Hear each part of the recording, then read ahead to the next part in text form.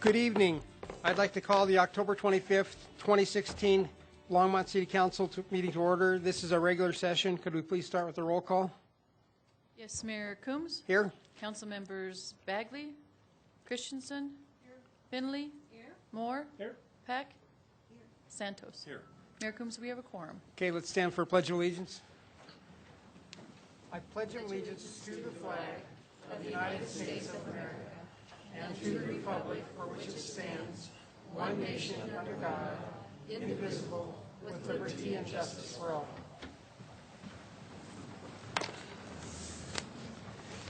Anyone wishing to speak at first call, public invited to be heard, will need to add their names to the list outside the council chambers. Only those on the list will be invited to speak at first call, public invited to be heard.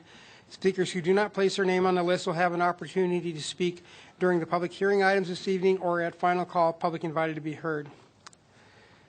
So now we have our October 11th council meetings to approve. Councilmember Finley. Thank you, Mayor Coombs. I move passage and approval of those minutes. All right, that's been moved and seconded. Let's vote.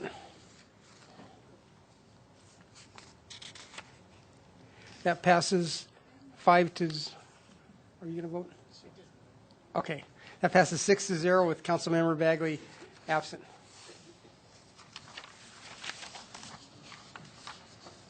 Valerie, are there any agenda revisions?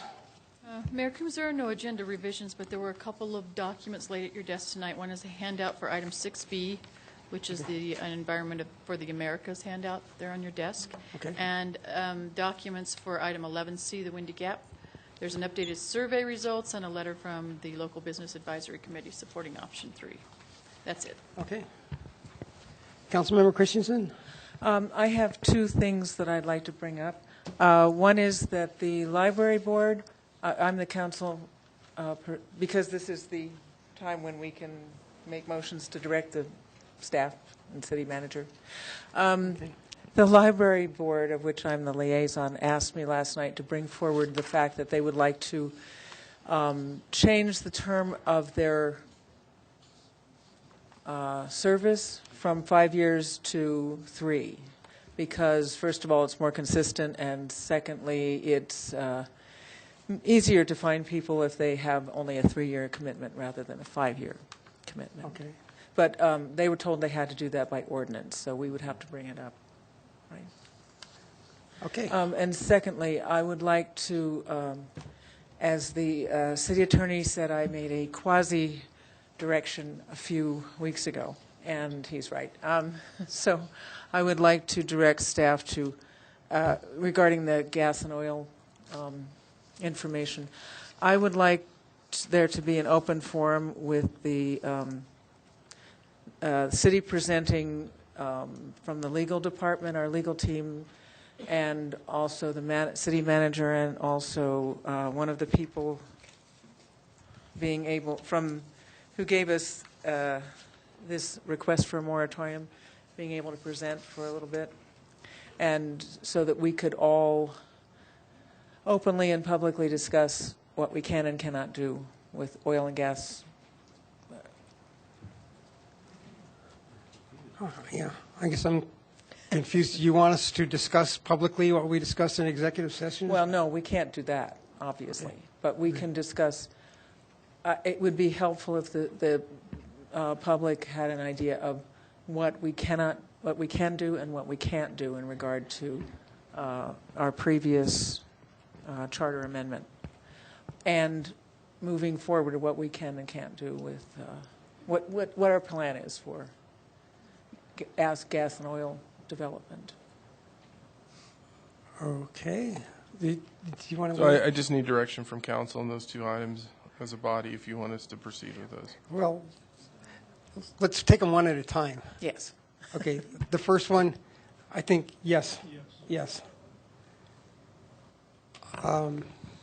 Councilmember Santos? Thank you, Mayor Coombs. Would it be appropriate, Councilmember Christensen, to have perhaps an open a study session first for council members to have get information that's provided to council members, which is also provided to the public, to hearing from the city attorney and the city manager about do it that way, and then if we need an open another meeting or an open forum to do that at another date. Yes, that might, I think that might, I turned off my mic. Yeah, you have to turn on your mic. I think that might work because, but we do need someone from the public who requested a moratorium to be able to have some time to talk on that as well. Okay. So, but I do think that's a good idea, as long as the public can ask questions and we can ask questions. Yeah. Councilmember Santos? Thank you, Mayor Coombs. Well, I would see the study session for council members, so the information is disseminated to not only council but also to the public. And then, again, there's also public invited to be heard at that meeting. If we need to have another public forum, then perhaps, like we just did with the marijuana, to be able to have other speakers come in at that time, at that juncture, perhaps at an open meeting, open forum. It kind of makes, I think we should probably wait till that study session before we make the decision at that point, whether it's needed or not. Okay, but we do need a study session. Councilmember Santos? That's what I would recommend first, is the study session first. Information is disseminated to everyone at that time, and then we can always have, like we did with marijuana, with the home grow regulations, another meeting that is more of an open forum for dialogue. Okay.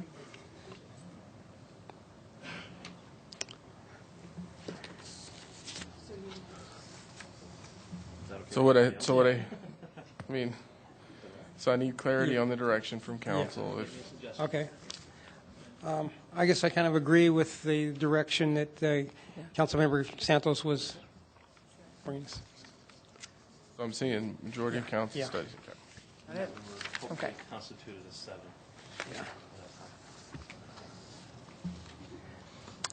All right. City manager, is there a report? No comments, Mayor, Council. Okay, so we're to special reports and presentations, and Jessica Erickson is here to present this information to council. Mayor Coombs, the first item is your Longmont Economic Development Partnership quarterly report.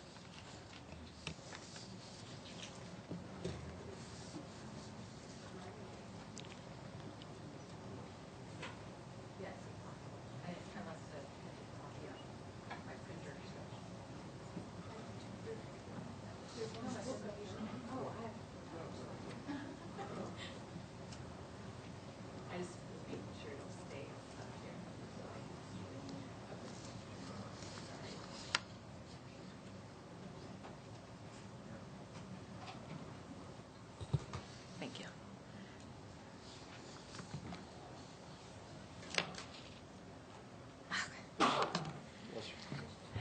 Good evening, Mayor Coombs and council members. As stated, I'm here to give the third quarter quarterly update from the economic update from the Longmont Economic Development Partnership.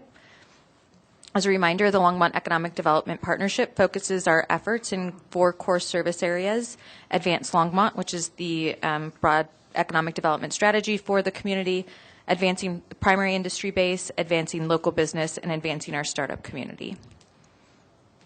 And so the first slide that I have is just a highlight of some of the milestones that we achieved in the third quarter relative to the Advanced Longmont strategy.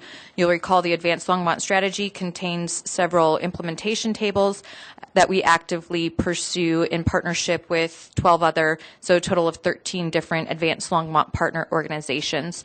And so while not in any way a complete and total list of all of the activities related to Advanced Longmont during the third quarter, just a highlight of some of the milestones that we've hit during the third quarter, or some of the activities that we've pursued related to the Advanced Longmont strategy.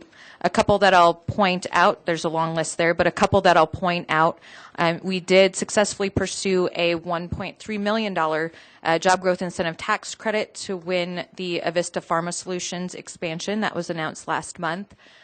We did host our Community Appreciation Awards event, which is a part of both the Advanced Longmont strategy as well as our contract with the City of Longmont, and we hosted our real estate showcase. So this is the second year in a row now that we've had a return of the real estate showcase of Longmont, highlighting real estate development opportunities throughout the community. And we've had a lot of positive feedback from that and a lot of interest in some of the development and real estate opportunities here that have resulted from that event. We continue to travel as much as possible to tell the rest of the world about Longmont and market our community for purposes of economic development and investment from outside of Longmont and Colorado. Most recently, I was at the Manufacturing Technology Trade Show in Chicago, Illinois in September. And then the rest of the stars on there point out some of the other trade shows and conferences and other outbound marketing events that we've participated in over the course of the year to date.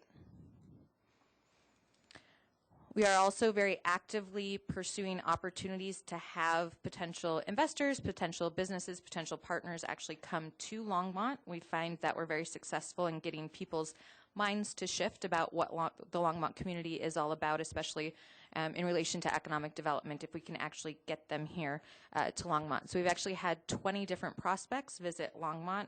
We know from a lot of data that if you can get a company to actually come here as part of their site search, your chances of actually winning that project increase significantly. And then we have a list there of several other what we call inbound marketing events and activities that we've pursued. The other thing that we've done most recently is we had representatives of the Federal Economic Development Administration in to do kind of a mini version of our innovation tour. And so now we're working with them on some potential grant funding for some of the innovation and entrepreneurial activities that we're pursuing here in Longmont. And that was a direct result of that event and the conversations that were had as part of that event. And then the other list that you see are what we call our internal marketing events. So those are our efforts to get out into the community and talk about Advanced Longmont, about economic development, about the strategy.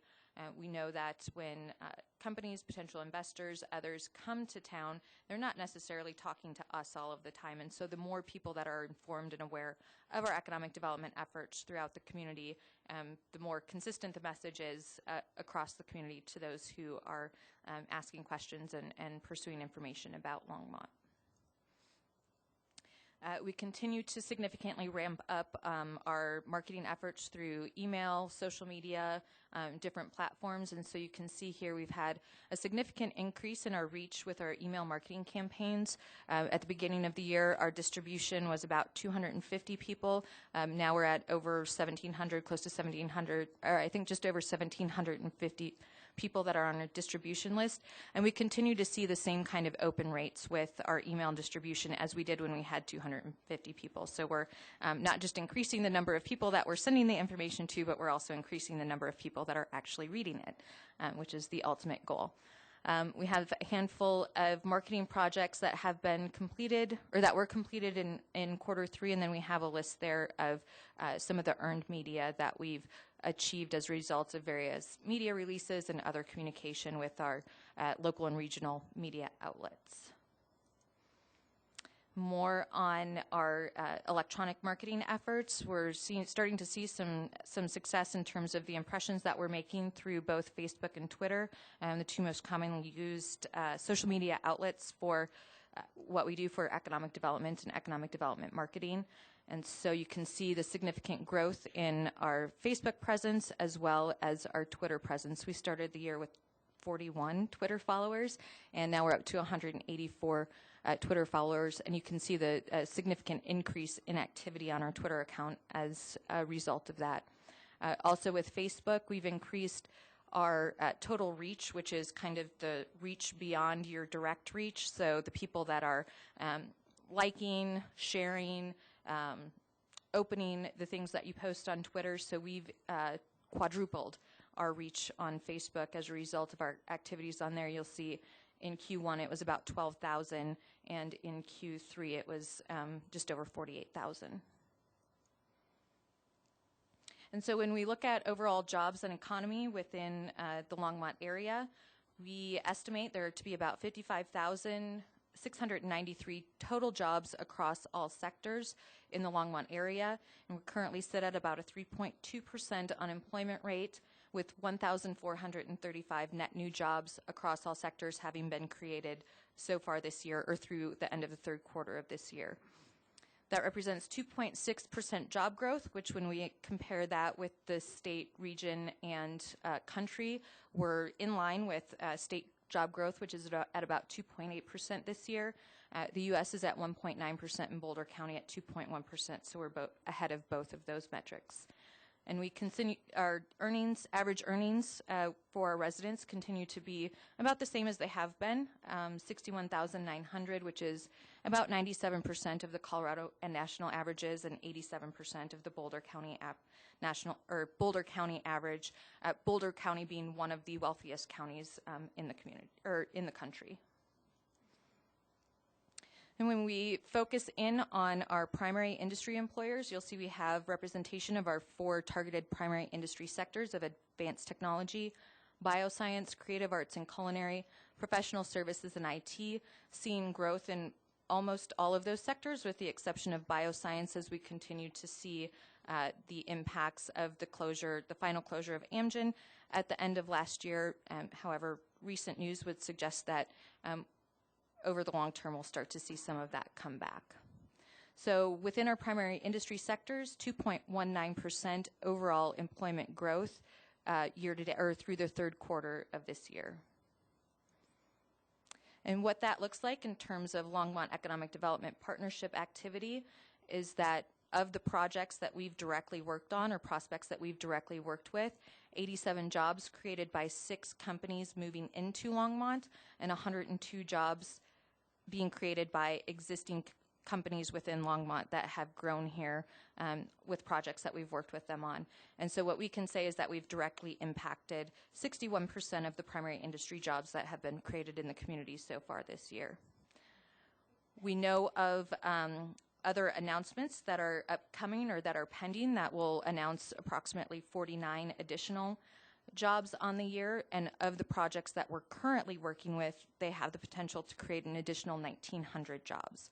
We've also seen the absorption of just over 40,000 square feet of space within the community, and that's a combination of flex office and industrial space. We are currently actively working with 29 prospects for either relocation or expansion within the community. These are primary industry prospects. We've been pretty consistently working with about 25 to 29 at a time throughout the year. That is not the number of total prospects that we've worked with throughout the year. That's just the number that we're working with at any given point in time.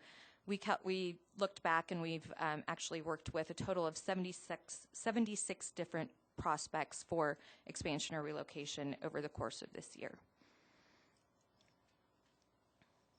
Then when we look at our activities related to local business, to remind you, we have about 55,000 jobs in the area. About 14 to 15,000 of those are primary industry jobs. So the other 40,000 are local business, nonprofit, and public sector jobs. So a huge portion of the economy here in the Longmont area. We have, in partnership with the SBDC and other of our Advanced Longmont partners, hosted 18 workshops, small business workshops throughout the year.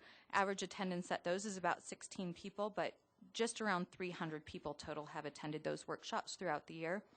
We've also partnered with the Small Business Development Center to offer 422 hours of consulting to 149 different Longmont businesses within the community.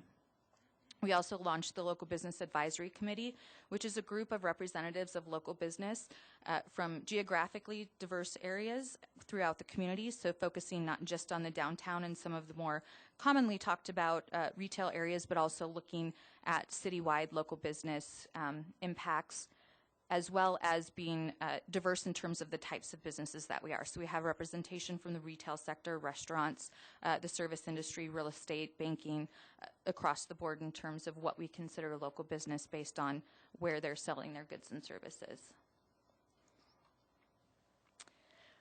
In relation to our startup community activity, we continue to partner with Startup Longmont on the New Tuck Meetup.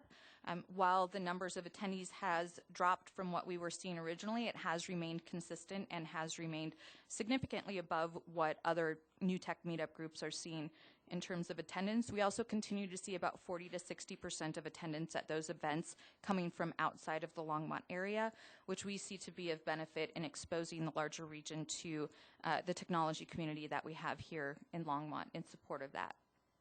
We've also met with 88 different startup businesses through the third quarter of this year. About half of those have been companies that have just recently started within the community, and the other half are businesses that are considering starting in the community, so prospective new startup businesses in the community. And when we meet with those, it's not a kind of one-and-done meeting. We're meeting with them to identify resources that might help them to be successful as they start up their businesses. And so those are the companies that we end up working with to provide grants to connect with other resources, both inside and outside of Longmont, to help ensure their success here within the community. We've also distributed $14,000 in small business startup grants. You see the names of the businesses that have been awarded there. Just over $2,000 in Tech Venture Series scholarships. So those are scholarships intended to send businesses within technology industries through some additional training through the Small Business Development Center. And then we did issue one $5,000 Ignite Fund matching grant. The Ignite Fund, you'll recall, is the fund of the Community Foundation that's intended to provide grant funding to startup businesses within the community. We support that through our own matching fund in order to get those businesses within our economic development pipeline so that we can support them as they grow, making them more likely to grow and create jobs here within the community as opposed to leaving the community once they scale and grow and start creating jobs. And that is the information I have for you this evening. I'm happy to answer any questions. Councilmember Peck. Thank you, Mayor Coombs. Jessica, thank you for that report. You mentioned that there were going to be 1,900 new jobs created based upon the industries or companies that you're in conversation with? There's a potential. So if all of those projects decided to locate in Longmont or be completed in Longmont, that would represent an additional 1,900 jobs. So my question is, are these jobs going to be available to Longmont residents, or are these companies bringing in people? Or can you even answer that? Do you? There's absolutely a combination of both. So we definitely, when we're working with primary industry companies, a lot of them have very specialized positions that they're looking to fill. Specialized scientists, specialized technologists, people that have a specialty in whatever their product is that they're moving from one location to another.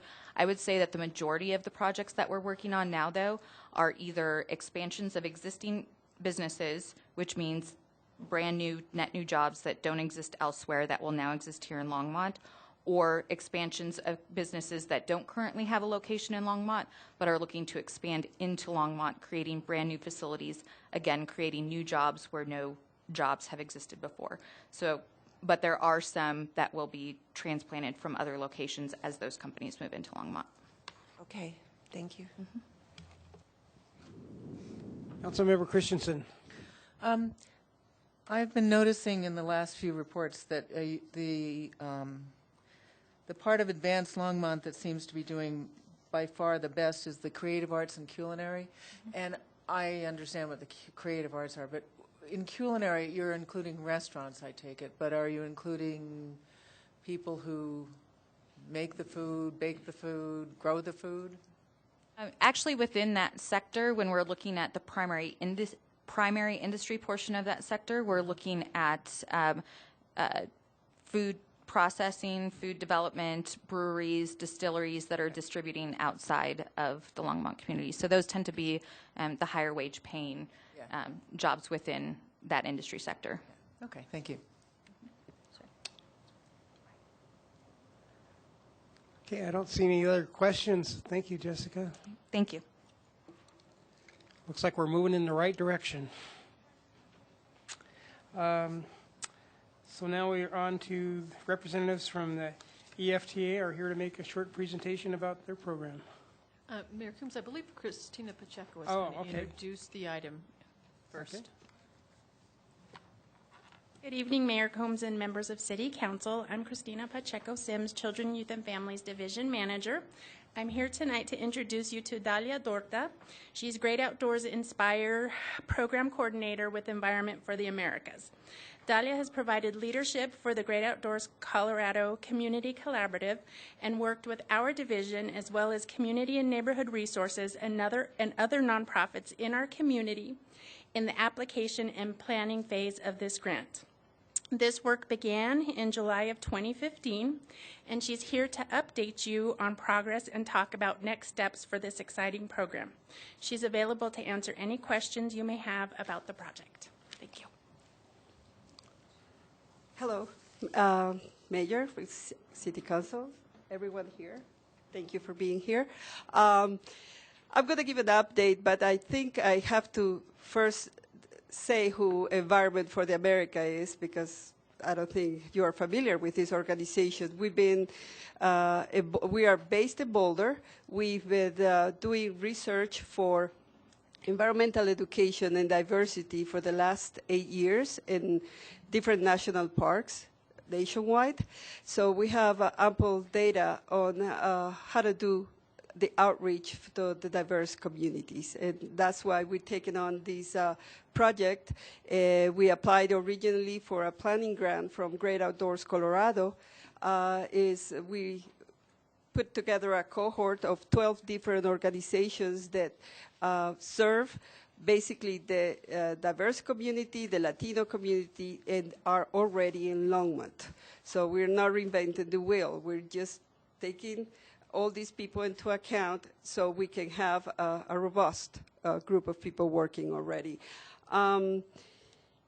Since we have a planning grant for 18 months, which I thought it would be a lot, but it turns out to be just enough time. We have been doing surveys for 250 Latino families in Longmont. We have gathered a lot of information regarding their experiences and attitudes and wishes regarding outdoors. Everything that has to do with Great Outdoor Colorado, the objective is getting people outdoors. So that's what this Inspire grant is all about. We've done, as I said, all those 250 family surveys. Everybody is just open. 80% of the people are willing and are desiring for the kids to do something new and to get outdoors. We did a pilot project in the San Brain Village community, the trailer park community, because we have an important piece which has to do with the flood, the recovery. And so that's why we chose that as a pilot community. During the whole summer, we have did different activities together with every single cohort partner. It turned out to be a great resource. Now we're able to define what we will be doing for the rest of the neighborhoods in Longmont. I think it has turned out to be very important to learn actually from the families and all these barriers they have to use the outdoors. Basically, barriers is not just knowing, but there's a variety of I can certainly share with you some other time as this is a quick presentation. But we are, in next spring, we should be applying for the implementation grant. This would allow us to take on all the other neighborhoods where the underserved people live, but the important thing is that we are developing all the projects along the river, all the science projects, environmental projects, all education projects is around the river. So that's why working with the city of Longmont has been crucial, because everyone, the natural resources, the developers, and all of that, it's what's giving us the framework. So, because in this opportunity with the implementation grant, we have to do a capital investment. And we want this capital investment to be tied to the environmental education as well as to getting people outdoors, this group of people. I know you have in your hand a report from all what we did. It says more than what I can say right here, but I think what I would like to ask about or talk about is now that we have all the information we need, we're developing a plan regarding opportunities outdoors for the Latino community throughout Longmont. As I said, along the river. It's going to be like a step so people can start using their park. For us, it was really eye-opening to see that the people at the trailer park had never visited the Isaac Walton Park. They were right behind them. They never walked. We took them in bikes. We took them hiking. And it was bird watching. We fished there. It's just making people, see what is there for them. And then in steps, we're going skiing in January, so that's a big step. And in the same path, we also have to, in capital investment, we can focus on bike path access or the nature discovery area development. And that's one of the things we're discussing. We've been meeting with the city and natural resources people, and we've been looking at whatever is from Sandstone Park all the way to close to Hygiene. I can't remember the name of the area. It's Lollapop or something like that. It doesn't belong to the city of Longmont. It's from the county, but all along those, we have different parks that we could be developing programs for those and making sure people attend those. The other piece we have is the creation of the Latino Youth Community Corps. And this we already started, as we have youth ambassadors from the Longmont Youth Center. We need to submit the implementation proposal by spring 2017. And the funds will most likely be by the end of the 2017 or the spring of 2018. So we have time to develop all of this. Our fiscal agent is the Boulder County. But the Boulder County has suggested that since we're doing all the work in the city of Longmont, we should start considering other possibilities as having the city of Longmont be the fiscal agents. Mostly of our work is here. And even though we might be doing some elsewhere, but basically the major of our work is here. So that's one of the things we need to start considering. And that's what I would like to ask. If you have any questions. Councilmember Peck. Thank you. I like this program a lot, and it seems when I read through this a little bit, it looks like it matches very well with our sustainability plan. And but I do have a question. What does the fiscal agent do? What does that mean to you? For us, a fiscal agent basically is who keeps us on track of where we're spending. You want to say something? Okay, and that's basically what we do. We try to keep in track. The process with GOCO is a complex process of funds that come because that's state money, I understand.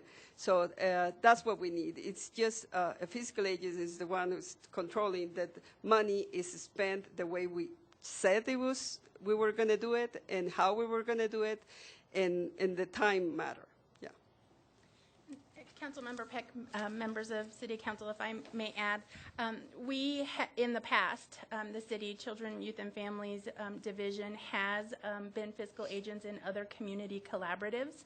And if this is the direction that this collaborative wishes to take, we would, first of all, ask City Council direction on that item. I would bring it back and provide full information so that mayor and council could make a decision at that point. So we would ask for direction, discuss any fiscal impacts, and make sure that we have that ahead of even submitting an application. Okay. I personally would like to see the plan to bring it back to us. I think that's a good idea. I don't know what the rest of you think. Sounds like a great program. Yeah, definitely. We will present it when it's totally defined. Now we are in the process of putting things together so we can. Yeah. Councilmember Santos? Thank you, Mayor Coons. Yes, if we can get the plan so that way we can then let you guys know how we want to become the fiscal agent. We've done this before. Like, as you said, Christina, we've done this with other organizations. I just need to make sure that we're all dotting and crossing everything we need to do. So sounds like a really good plan. Okay. Good program. Thank you. Thank you. Thank you. All right, thank you.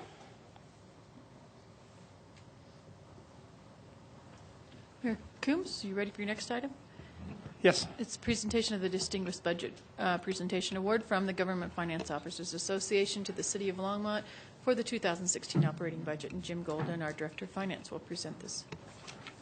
Mayors, members of council, I'm Jim Golden, Director of Finance, and as Valerie laid out, this is the GFOA Distinguished Budget Presentation Award. This is for our 2016 operating budget. It's the 25th year in a row that the city has received this award for its budget. It's the highest form of recognition in governmental budgeting and a pretty significant achievement for the city. We are one of 982 cities in the U.S. to receive the award and one of 35 cities in Colorado. The award reflects the commitment of the council and the staff to meet the highest principles of governmental budgeting, and to receive the award, the city has to publish a budget document that meets nationally recognized criteria for effective budget presentation. There are 27 criteria that are used to assess how well a government's budget serves as a policy document, a financial plan, an operations guide, and a communications device. And it's judged by an impartial panel of members of the GFOA. So tonight we have the award to present to the city, and the mayor also has an award, a certificate of recognition for budget preparation for the budget manager, Teresa Malloy. Her work is instrumental, as always, in achieving this award. Teresa has worked on more than half of those 25 budgets that we've received the awards for, and of course she's always been the lead in making sure that we achieve that. I also want to call out the efforts of senior budget analyst Melody Polaro as well. They both will probably be working quite a bit after tonight, after you adopt tonight's budget, on preparing the 2017 budget so that it can be submitted again for the award in this upcoming year. So with that, if the mayor, if you could step forward, maybe we can do that presentation.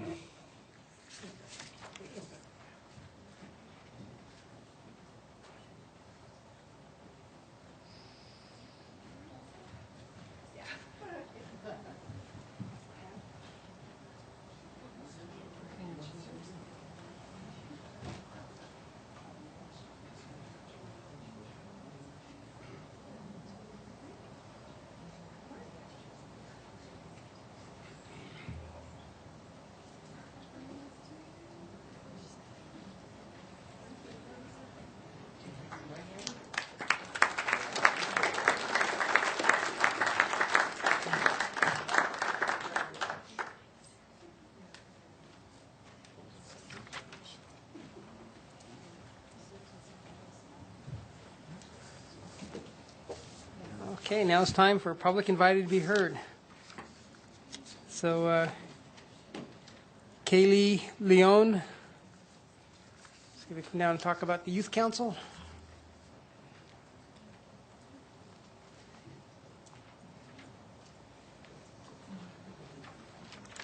Hi, I'm Kaylee. I'm a sophomore at Dawson, and I'm here with part of the Youth Council. Hi, my name's Yesenia Cortez, and I'm a senior at Skyline High School. Hey, I'm Dylan Cooper, and I'm also a senior at Skyline High School. Hello, my name is Madison Reed, and I'm a junior at Skyline High School. These are 3 of our awesome members at Youth Council. 4 of us are represented here tonight. The other 9 of us were unable to be here.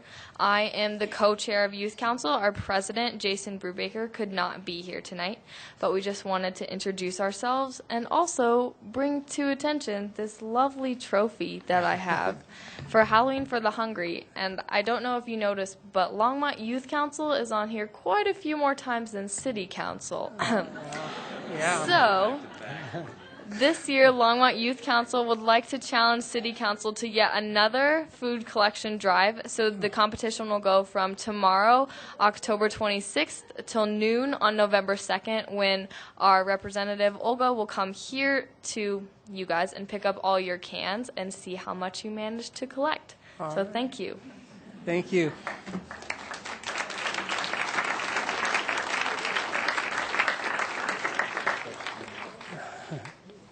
Okay, James Johnston.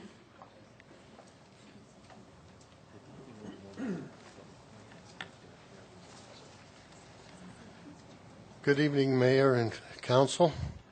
My name's James Johnston. I'm living with a relative here in town, and we're still looking for a place to live. And I read in the paper that the rents are coming down, if you want to believe that. But I haven't seen it yet. They just said it is.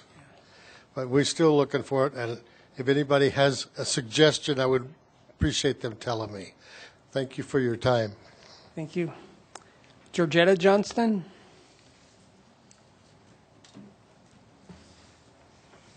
I'm Georgetta Johnston, and I'm living with a relative too. And I know there's got to be some houses that's affordable. We've been checking. We've been on the internet. We've been going different places. I even called a man on the internet, and he was advertising a house for like $159,000.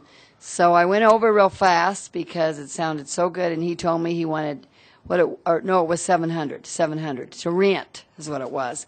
And he said, no, I have 2 dogs, and I'm just renting a room for 700. That was not put out just right. So anyway, I put my name on the list from the internet, and then he called me back up, and I said, remember me, I came over to your door. But I know that there's got to be affordable housing for us, and the city is a wonderful city. We put a lot of time into it. We've lived here many, many years, been married 54 years. My husband retired from the post office. We both have volunteered. So I know there's, in time here pretty soon, it's got to come for the house that meets our needs. We are being patient and looking, and of course it's troubling when you can't find something, but there's got to be, because this is a town almost of 100,000. And that's what it's all about, is caring about people. So thank you very much for letting me speak. Lord bless you, and I know that it's all going to work out. Thank you. Roger Lang.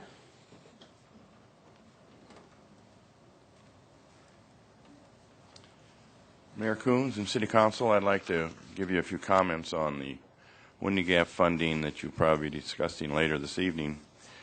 I looked over the city surveys. I looked at 2 of them on the funding options, and from the results, I'm not sure that people understand the possible financial impacts of their water rates from the 3 proposed Windy Gap funding options. The first one, I'll just show you these charts, shows 3 options, and this was for a survey that was mailed out. But what's surprising is option 1, which is an all-cash option, which is the most expensive, appeared to be favored by the people that got the survey. A second survey, which was a web response survey, the same option 1, which is all cash, got the least favorable comments. In other words, 10% of the people favored that. Option 2 got 19, option 3, these are all decreasingly less costly, got 34, and surprisingly there's a 4th option on here that says none of these options they want, and that got the majority of the responses, 37%. So it looked like to me that these surveys were kind of diametrically opposed, which I don't understand, but I think what I want to do is make sure people understand what kind of rate increases they may be in for depending on what kind of actions you take as a city council. First of all, there are water rate increases on the books now for maintenance improvements of about 9% annually for about 3 years, which will increase water rates over 30%, which in itself is very significant. Secondly, the option of the poll of cash only, which is the most expensive, coupled with previous rate increases, will increase water rates together over 60% in 5 years. This, along with proposed increase in electric rates and waste pickup rates, could put a real burden on our constituents. So 2 decisions that the City Council could do to lessen the burden of increasing water rates would be, first of all, reduce the proposed Windy Gap purchase from 10,000 down to 6,000 acre-feet. It's been said that 6,000 acre-feet would accommodate build-out for this city. More importantly, City Council could decide to bond the entire Windy Gap purchase and eliminate any cash purchase options for Windy Gap, which would be my preference. So I guess all I'm saying is you're considering what to do and understanding how you're going to impact rates. I would ask you to minimize the financial burden that you will put on the back of your constituents. So thank you for your time. Thank you. Cindy Nussbaum.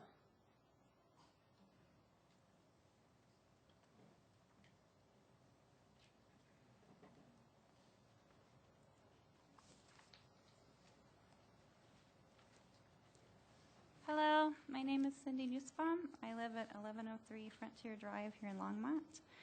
I am a Boulder transplant. I moved here 2.5 years ago and bought a house, my first house here. And I could have chose to move to Lafayette or Louisville, but I chose Longmont because they had such a strong stand against the fracking that was moving in. So I'm here to talk about these vote tonight on the easements.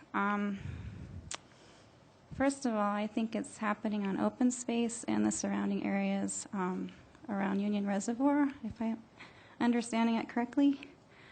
And I thought that we pay taxes on open space and that is public space that should be, the public should help consider some of the choices that you make when it comes to what happens to Union Reservoir. And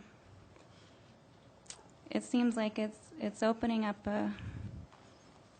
something that we might not want here because people have clearly said they don't want fracking in the city of Longmont. I strongly support talk about the moratorium because our regulations are not strong enough. We put regulations in place in Boulder County before we did, during the moratorium period, and that was extremely helpful to get us to where we need to be with all the chemicals that they're using now. They used to use just sand and water and high pressure, and there's a lot of carcinogens that they're using now. So we need to really be careful what we're doing, and I strongly oppose the vote tonight. I think it has to have a lot more consideration public-wise. So I appreciate your time. Thank you. Thank you. Hey, no clapping. Rudy Bowman.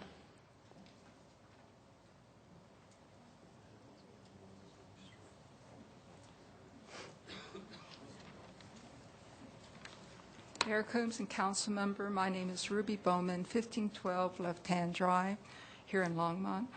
And I'm here to comment on the Windy Gap firming project. I believe the voters should decide whether Longmont's participation in the Windy Gap firming project should be 6,000 or 10,000 acre-feet. The Army Corps of Engineer permit decision for the Windy Gap firming project has been delayed until 2017. And according to the Department of Reclamation official I spoke to, the sub-district, Northern Colorado Water Conservancy District, and others have not raised enough money to do the bypass channel as required in the 1041 Grand County permit agreement. I think this is the reason for the delay in the Corps' permit decision. The Colorado River downstream from the Windy Gap Reservoir is in a state of decline. And one of the reasons for the decline is lack of sufficient peak flows to flush silt downstream. By increasing pumping and further reducing peak flows, the Windy Gap firming project will make matters worse. The Windy Gap firming project is also expected to raise stream temperatures above safe levels for aquatic life unless the situation is mitigated. There are some, however, who believe mitigation won't work at all, and that will be all she wrote for the upper Colorado River. If the sub-district does not have enough money to do the mitigation at the Windy Gap Reservoir, who do you think they will ask to make up the deficit? I suspect the sub-district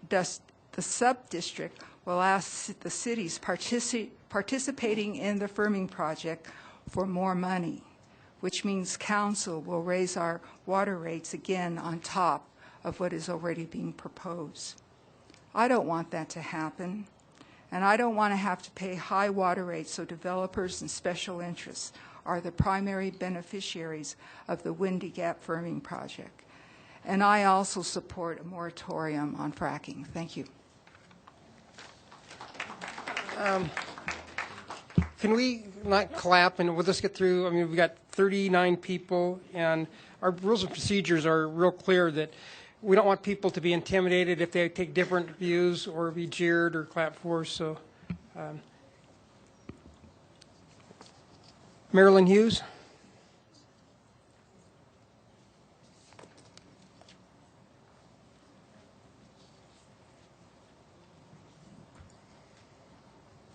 Good evening, Council and Mayor. Marilyn Hughes. I live at 1126 4th Avenue. Thanks for the opportunity to speak tonight. Tonight I'd like to ask Council to have a public presentation on the subject of how they are using conservation easements as a way to address oil and gas development at Union Reservoir. With our citywide ban overturned, it should not come as a surprise that the populace might want to understand where Longmont is heading with the issue of drilling.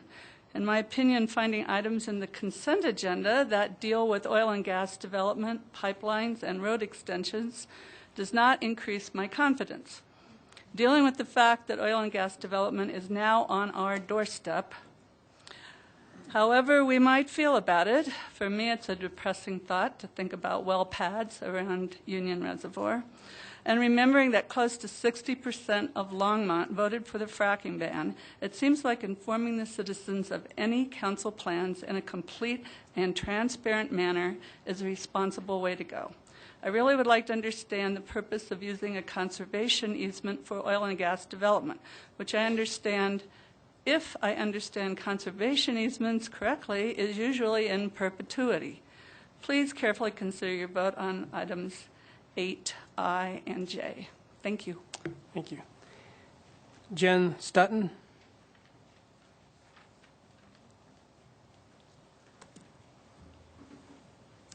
Good evening, Mayor Coombs and council members. My name is Jen Sutton. I live at 400 Emory Street, and I'm here tonight to speak my support for the anti-fracking movement in Longmont. I'd like my time to reflect my opposition to the fracking activities near Union Reservoir, and specifically giving the right of eminent domain to the oil and gas industry to construct pipelines, roads, or any infrastructure to transport fracked oil and gas. I'm concerned that this activity is incongruent with and insufficiently protective of the primary stated conservation values for the property.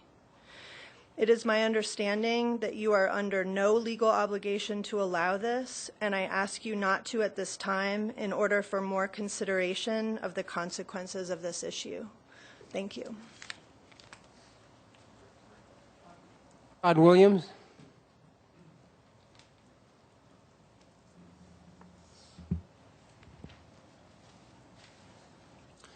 Mayor and Council, my name's Todd Williams. I live at 1521 Orion Place in Longmont. I'm the chairman of the Longmont Water Board and wanted to give an overview of the reasoning behind Longmont Water Board's recommending the participation level at 10,000 acre feet up from the 6,000 acre feet that was originally recommended by Longmont staff. I'm going to give you 4 reasons. The first one is cost. Windy Gap Firming Project is the lowest cost option to add yield to the City of Longmont's water system. Secondly is surety on the timing and the cost of the project. By the time the Windy Gap project stores 1 drop of water, it will be over 20 years since the permitting of the project started. Part of the reason for the long time frame is all of the studies and agreements necessary to get approval of the project. While Longmont does have other water projects to add yield to its system and meet future water demands, all of these projects have uncertainty both in the terms of implementation, cost, and timing. The third item is diversity of Longmont's water supplies. The Windy Gap Firming Project helps balance Longmont's water portfolio by allowing more water supplies to be delivered from the Colorado Big Thompson project. If you remember back to the floods in 2013, due to the damage on the St. Vrain River, Longmont had 1 water supply that it could deliver to its treatment plant. That was from the Colorado Big Thompson project, which is how Longmont would get yield from the Windy Gap Firming project. So diversity within Longmont's water system is essential to building a resilient water system. And lastly is uncertainty regarding future water supply and demand. As was discussed in the joint meeting between the Water Board and the City Council regarding the firming project, there are a large number of variables with regards to the city's water supply and demand looking into the future. In my limited time tonight, I'm going to focus on one area of uncertainty. The city has a very favorable trade agreement whereby Longmont trades effluent and other non-treatable water supplies in exchange for high-quality treatable supplies. Well, this long-term trade agreement, which I think the Longmont staff has to be commended for getting this in place, it's a good deal for the city of Longmont. It is a temporary long-term trade. It will not be permanent. Therefore, it will go away at some point. So that water supply is included in Longmont's supply and demand planning. I don't think it should be that way. If the other entity in this trade agreement opts out and decides to walk away from the agreement, which is allowed in this agreement, that water will not be available for Longmont in the future. The amount of water we're talking about that's specified in that trade agreement is about 1,500 acre feet of water. The yield associated with 4,000 acre feet, which is the difference between the 6 and the 10 that the Water Board is recommending, gives a yield of about 1,600 acre feet, almost the exact same. All right. So thank you for your time tonight. Thank you. Brian Sanders.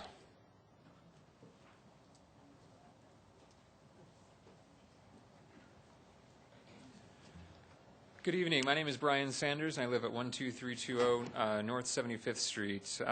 Thank you, Mayor Coombs and City Council. You have a heartfelt appreciation of many residents of hygiene. Previously, you heard a change of water use out in hygiene that I think impacts a lot of our community members. You've taken a step to help preserve a little bit of that for our community. 27 members of our community spoke to the Boulder County Commissioners at a previous hearing, and there's a lot of support for what would happen in our community and what we think might happen in our community. A Water Board recommendation came before you, and you took a stand to allow the voice of our residents to be heard a little bit. You have the thanks of many of our residents. There's a close proximity of this proposed grow facility to many houses and residences, and as a parent of elementary school kids at Hygiene Elementary School, I think that this development is far too close to my elementary school. I don't know what the path forward is for this measure, but you've helped to give a voice to the community members, and you've given a great lesson in the importance of civic participation and elections. And again, thank you for a lot of us from hygiene. Thank you. Sherry Malloy.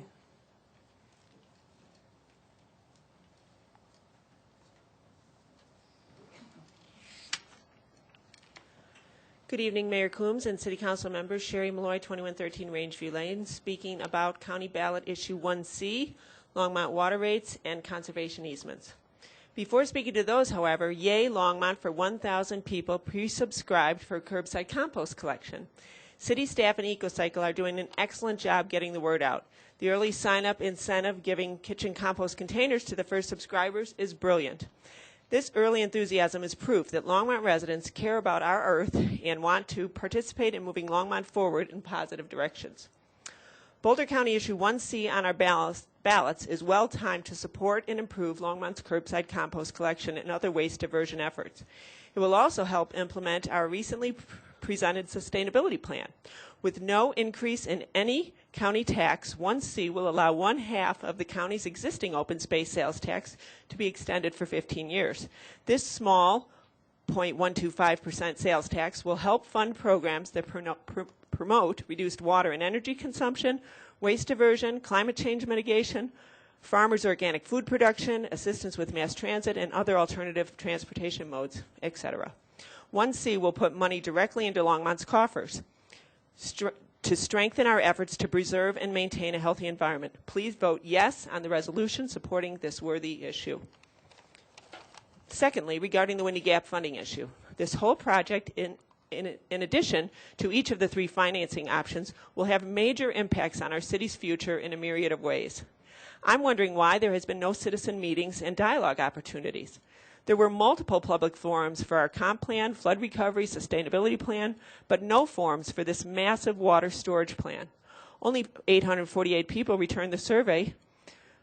And while I don't doubt that the data obtained is statistically accurate, none of the options received more than 50% of the respondents' support. I suspect people's answers about how to finance were based on their personal philosophy regarding borrowing more than any understanding of this enormous project and its impacts. Finally, similar to this monstrous water storage project and costs, the situation regarding conservation easements relative to oil and gas development is also concerning. As you know, conservation easements are designed to protect our agricultural land, wildlife habitat, and scenic open space. Like the water issue, we need public involvement and transparency on this issue. Fracking is a very sensitive subject with Longmont residents, so due diligence is necessary to ensure our conservation easement plans and agreements have integrity and will protect what they are intended to protect. Very sadly, with this toxic election climate, there are bigger challenges for government at all levels due to public mistrust. Please help Longmont residents feel assured that our elected city officials are putting people's interests before suspect agendas and profit. Thank you for your commitment and leadership in making Longmont a better place to live. Karen Dyke.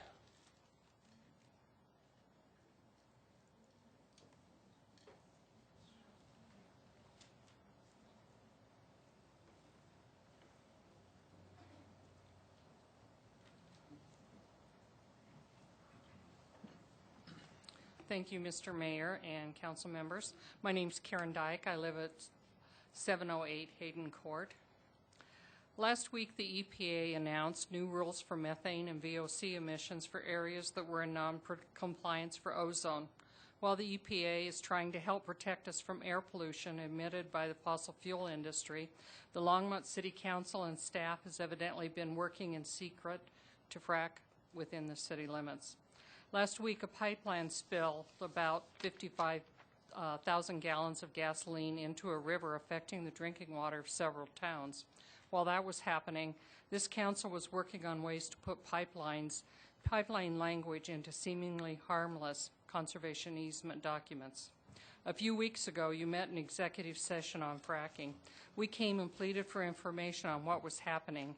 This week, we are here again and still have no transparency. Last week, we brought you a plea from residents of this city to enact a moratorium to allow time to update the regs on fracking. This week, you hand us these easements and no information on your plans. I did appreciate earlier the comments about not proceeding, having a forum. I hope that you don't proceed until after that forum.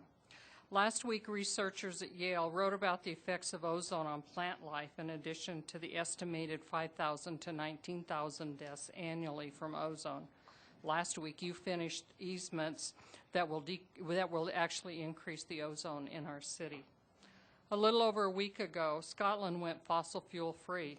During that time, the council has spent time committing us to continued fossil fuel pollution and a conservation easement that allows for storage of hazardous waste within that conservation.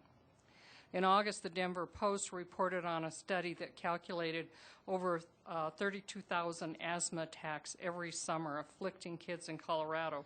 We ranked third behind Texas and Oklahoma, other states affected by fracking. While study after study finds that this industry is affecting our health, you, our elected official, worked on new deals to frack us. 3 weeks ago, we heard that there's potentially a shortfall in the city's road budget.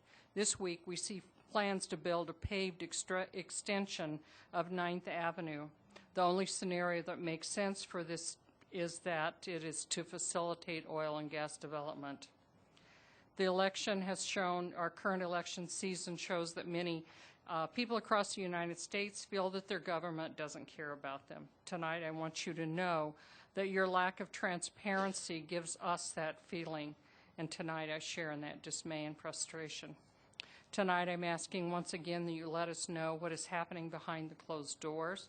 We're asking again that you enact that moratorium to allow time to review the outdated Longmont regs.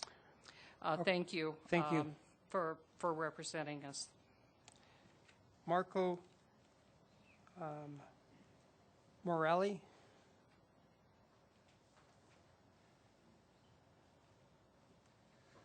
Good evening. My name is Marco Morelli. I live at 409 Baker Street. And honestly, I don't know exactly why I'm here. I got an email yesterday regarding this fracking issue, and it concerned me, and so I'm here to see what it's all about. It sounds like you're going to do a study session about this, which is going to be more informative, and I appreciate that. And so all I'll say is that I'm here with my neighbors, with my fellow residents, because I oppose fracking in Longmont, in the city of Longmont. You know, what I think about fracking more in general is another question. I mean, you know, there's big debates, I think, that are still ongoing in this nation and around the world about climate change, about fossil fuels, about the economy, about the need for revenue, et cetera, et cetera, et cetera. But I think what is clear, what appears clear to me, is that in 2012, the residents of Longmont voted to ban fracking in this city. And I know that the Supreme Court of Colorado struck down that ruling. Nonetheless, I think that the message that the people of Longmont sent to the council, our representatives, is to fight for us, to represent our interests in opposition of oil and gas development in this city. And I trust that you will do that. You all seem like really nice people and really diligent public servants, and I really appreciate that. And so I'm just here in support of all of us and in support of our health, our environment, our well-being, our happiness, and ourselves. So thank you very much, and have a good night. Thank you. Janice Wiseman.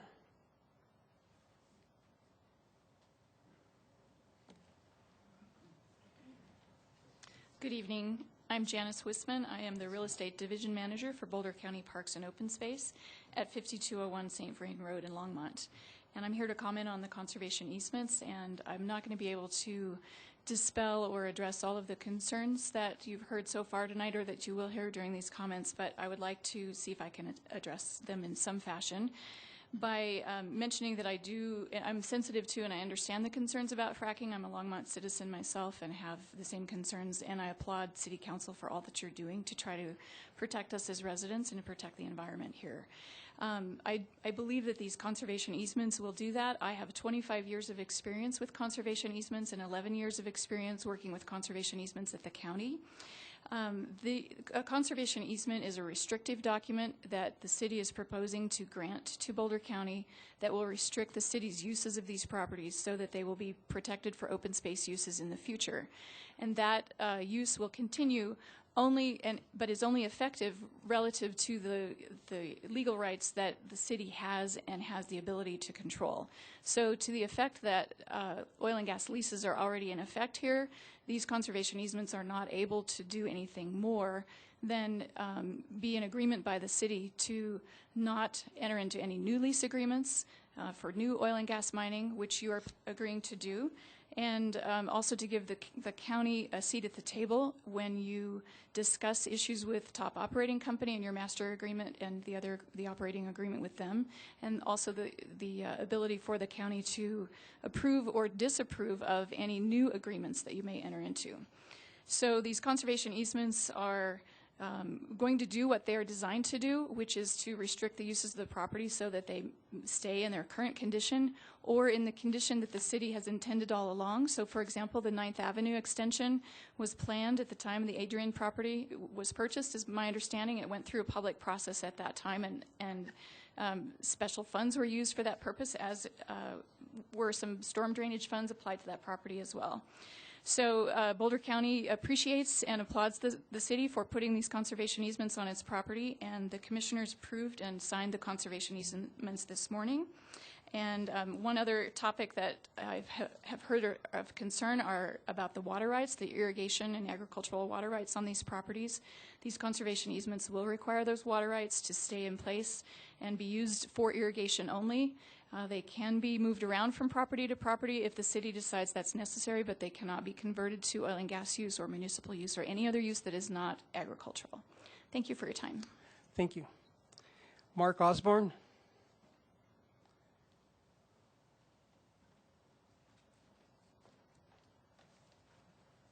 Good evening, council members. My name is Mark Osborne. I live at 937 Danny's Court. And I'm standing in front of you like a number of other people without a lot of detail and a lot of understanding of the topic of fracking and what's happening with conservation easements and all of the related topics. And my first message is, I don't think I should be hearing this information in a matter of hours before it's supposed to be dealt with. And clearly there's not enough time or detail for any of us who are interested and concerned to participate in this process in a real and effective way. So what I have is suggesting that there may have been the right of eminent domain may have been discussed or handed off to another company in this process. I don't know that. I don't know what it was actually done or whether it was appropriate or not. I know that you've had executive sessions, and there is activity in those sessions that citizens are concerned about, and certainly I'm concerned about. And it may have been a very appropriate thing for you to have an executive session. I'm not sitting here with a judgment that that's wrong. I also understand the issue around the 9th Avenue extension. All of that leaves me and others with questions, and it looks like on a topic where we should be fully informed, understand what is happening, it appears that information was limited and time frame was limited and not nearly enough openness and public discussion on this topic. So my request is, and it sounds like you've already recognized this to some extent, that will begin to change. This is a very sensitive topic for many of us and obviously many Longmont residents, and I would very appreciate a much higher level of openness around it. So thank you for listening, and good evening. Kay Fissinger.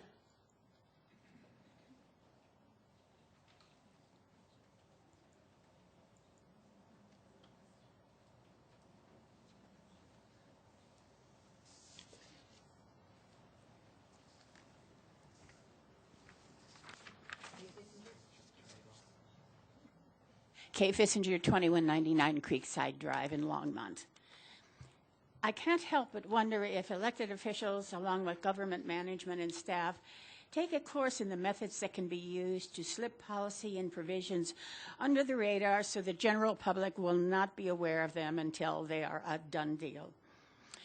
To catch such mechanics in time requires government watchdogs. Advocacy groups fill much of this role at national and state levels, but in the case of local government, self-appointed watchdogs must dedicate themselves to this role. They assume this role because they care about their community and its future, not because they are funded. This is the case with Longmont. When the subject of conservation easements first came up as a way to protect Longmont's open space from development, the open space that hadn't been annexed into the city, there was much enthusiasm, at least from those in the Longmont public who were paying attention. Council directed staff to approach grantees and prepare the appropriate documents. There was no mention of essentially granting oil and gas and service companies a de facto right to eminent domain for oil and gas pipeline infrastructure.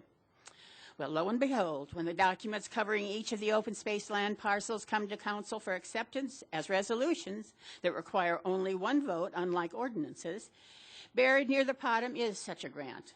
And it is worded in such a way that the issue of pipelines is a wide open lack of definition that delineates or limits the intent.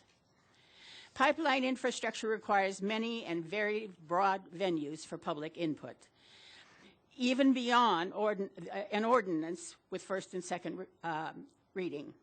This is not a decision to be made by management, staff, or council alone, and it certainly isn't one to be done in the most obscure fashion imaginable. Pull these resolutions from the consent agenda and send these resolutions back to staff to eliminate any and all pipeline infrastructure as it pertains to oil and gas that is not required by Colorado statute. And while you're at it, how does top operating and the negotiations about master and operating agreements fit into all of this?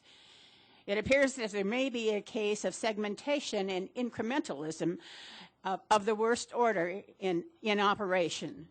Council, management, and staff needs much improvement in transparency and advance notice. Thank you very much for the opportunity to speak. Thank you. Connie Schaefer.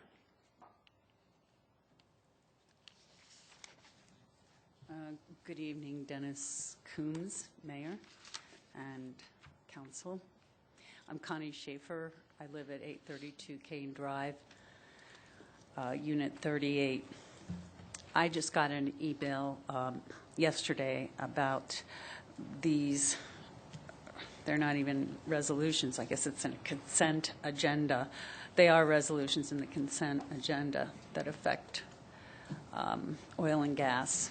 I'm someone who voted to ban fracking, and I needed to come here and speak about this. What the email explained to me is that, in essence, the city of Longmont is giving the right of eminent domain to the oil and gas industry to construct pipelines for the transportation of fracked oil and gas. There is no legal obligation for the city to do this on property that does not have a well pad. All of the open space covered by these conservation easements will be allowed to support pipeline infrastructure. This is an activity that most, well, 60% of our citizens voted against. I'd like you to carefully consider this, and again, I'm looking forward to an opportunity to hear more about this and have this studied before coming to a decision tonight. Kim Matson.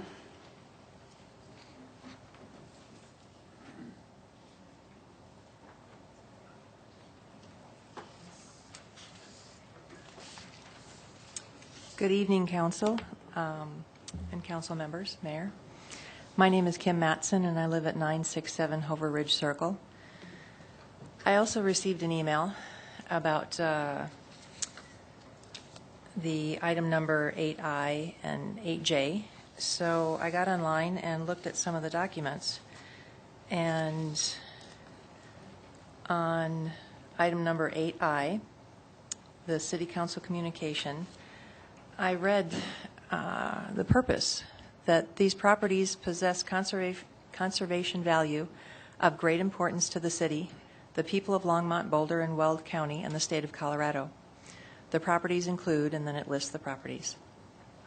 These 6 constituent properties are lands that provide a variety of conservation values, ranging from agricultural acreage of state and national significance to properties that possess open space values that provide unique visual corridors and provide urban shaping buffers, to properties that provide or will provide passive recreation and watchable wildlife opportunity for the citizens of Longmont.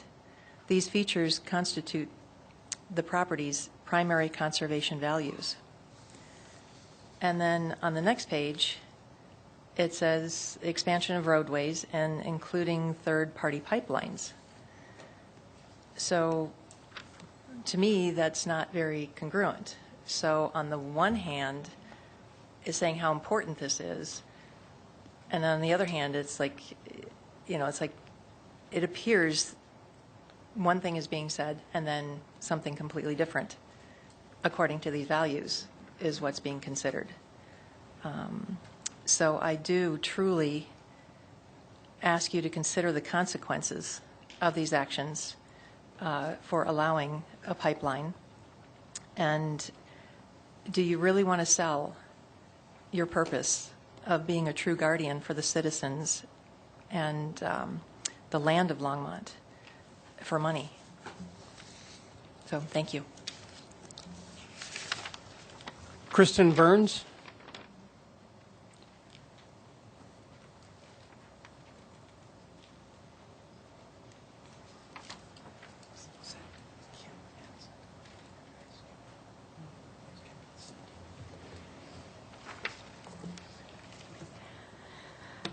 Hello, my name is Kirsten Burris. My address is 1303 Carolina Avenue. And I want to thank you, each of you, Mayor and City Council members, for your service. Thank you for all you have done to protect and stand with us to ban fracking in our city limits. I'm sure it hasn't been easy to stand up against the pressure of the big business of the oil and gas industry. And I'm really here to support and, as a citizen, clearly ask for a real, honorable, democratic process around the details of the conservation easement documents in, through, and around Union Reservoir and all other protected land in Boulder County. My understanding is that the purpose of a conservation easement is to protect the values of the property, and I am seeing how the current conservation easement documents are incongruent with the primary value of conservation. It seems the mineral language is insufficient for a true protection and guardianship of the land and the water in, through, and around Union Reservoir. And I'm standing in opposition to the current language in the proposed conservation easement. I thank you for more time and more dialogue and for bringing that up, and for more transparency that you guys have agreed to tonight. I'm really asking for you to postpone your vote on this issue until we can have more information and feel like we're standing together with this.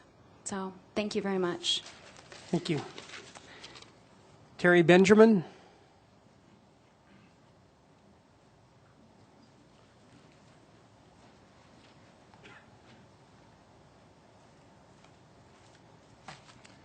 Good evening, Mayor and Council. Terry Benjamin, 621 Gay Street. I want to talk about the Windy Gap water issue and the rate increases and how that's going to impact people who are already struggling to put food on the table, buy prescriptions, keep a roof over their head. But quickly, I saw in the paper, I've been up here many times talking about housing and the affordability issue, which is a big one as well. And so I saw about another $115,000 was put in the budget this year to get us to about $550,000, which is a good step forward. Feels a little modest to me, as you might imagine. And I think the goal was to get to $1 million based on the recommendation of a housing task force. So keep the ball moving forward, and thanks for that step forward. Regarding the water, it seems like, there's a 9% increase cooked in already for the next 3 years, and there's a significant increases on top of that coming based on what y'all do with this Windy Gap decision. And it just feels like you've got electric increases coming to people, you've got sewer increases coming to people, and you already have 9% water increases coming, and that could go up even larger based on the amount of water you end up going for on this Windy Gap deal. And it looks like maybe, I think Roger said something like 65% increase in water rates over a 3-year period. And if you take a $50 water bill, that turns it to about $85, which turns it to an increase of about $360 a year. And again, for folks struggling, that is a heck of a lot of money. So what I would ask that you think about is kind of what you talked about, I think, when you did the 9% increase, which is some kind of policy assisting lower-income people with their bills. I just took about 20 minutes and Googled cities that help with utility bills about an hour and a half ago and came up with the best practices in customer payment assistance programs. And this is the Water Research Foundation, a 180-page report of ways cities all over the country are helping low-income people, saying essentially, water supply is a rising cost industry. And it goes on to talk about how important it is to consider affordability in the water program and the utility program city has. In the last sentence, it says, developing a rigorous approach to customer payment support and management is not just the right thing to do. It makes good business sense and strengthens the utility organization in a variety of ways. So I looked, Davis, California did one. And the night they adopted the increased rates, they adopted a program to help people they knew were going to be struggling.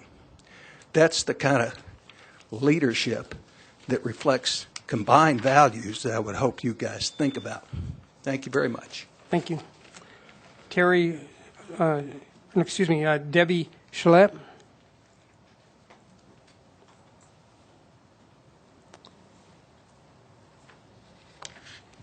Good evening. I'm Debbie Schlepp. I live at 11891 North 75th Street in Hygiene. And I'm here to just say thank you for the vote that you did declining the water tap for the marijuana grow facility in Hygiene. You see what our community is and that it is inappropriate and that we're small, unincorporated, and the impact that that would have on us is great compared to a larger community. But I'm here to just speak up again because I do believe that this issue will not remain silent, especially after the marijuana forum that took place. I just want to ask you to please remember why you voted it down and to remember who we are and the need we have for your stand in this. And I also want to say that there may be convincing argument that says that Hygiene is very for this, that a lot of the people are for it. And as the owner of the historic Hygiene Cafe called Crane Hollow Cafe, I have to say that I come in contact with a lot of the locals, and I haven't heard one except for the owners of the property that are for it. And I just want to let you know that I've had multitude of people come in and come out of their way to thank me for speaking at the last meeting, council meeting, because many of them are busy living their lives, trying to make honest, good livings, and it's hard for them to always come to these meetings, but they purposely came by to thank me for speaking up and taking the time. And I do believe Hygiene and its uniqueness is worth fighting for. And I just encourage that anything that comes up and tries to convince you that your decision was wrong or that there are other ways that this could happen, that you will please consider once again who we are and help us stand against this marijuana grow facility in Hygiene. Thank you for your time. Thank you. Darren Maka.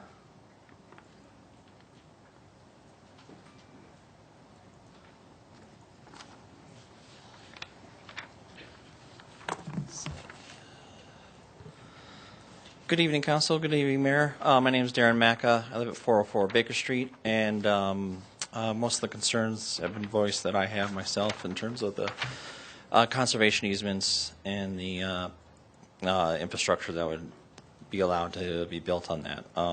I just learned about it recently, and obviously the transparency is the big concern here. So I don't know if you guys have technically agreed to postpone the vote and to have a working session or some kind of educational outreach on this subject. But before tonight, I'm hoping that it'll be clear on what you guys are going to do. I ask that you do postpone the vote on this. Thank you. Michael Belmont.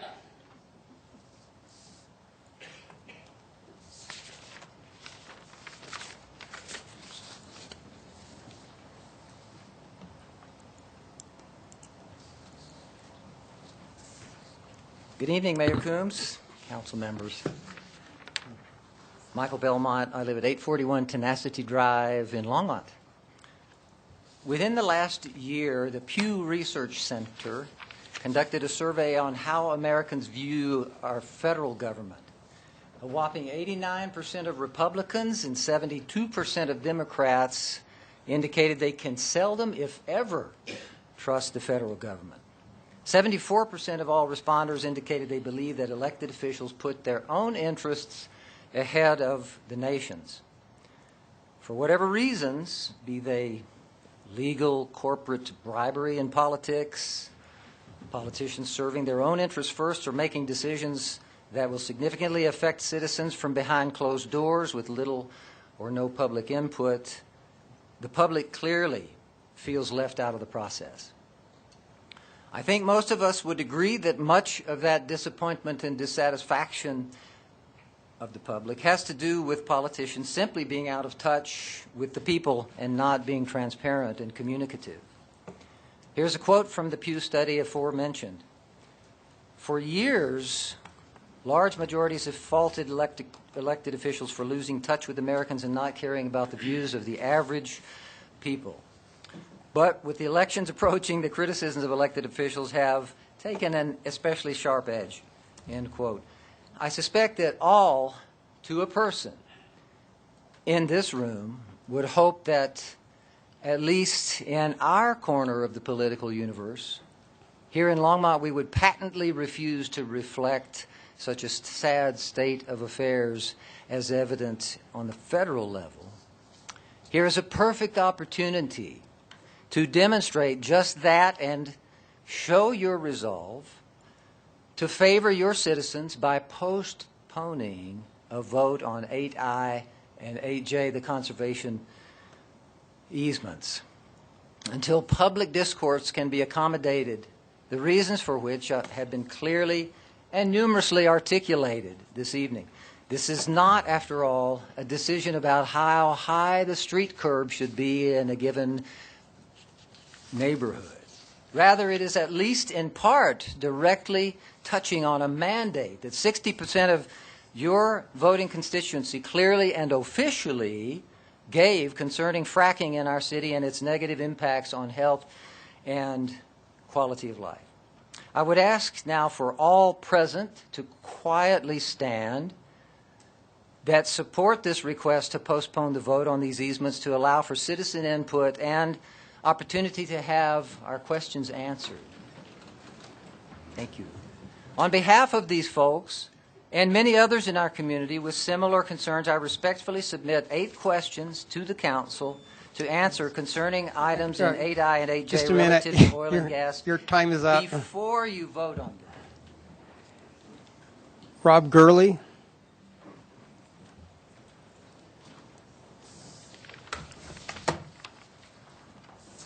Hello, my name is Rob Gorley. I live at 13858 North 75th Street, and I am involved in the marijuana project in hygiene.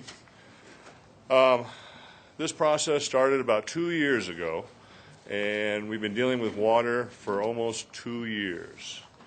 I was told that it would take about 6 or 8 months. It would be the normal situation. And so I went through that process. We got about 10 months in. I figured, okay, we're going to probably get this done. I should stop the business that I have on that property so that I can get ready for construction.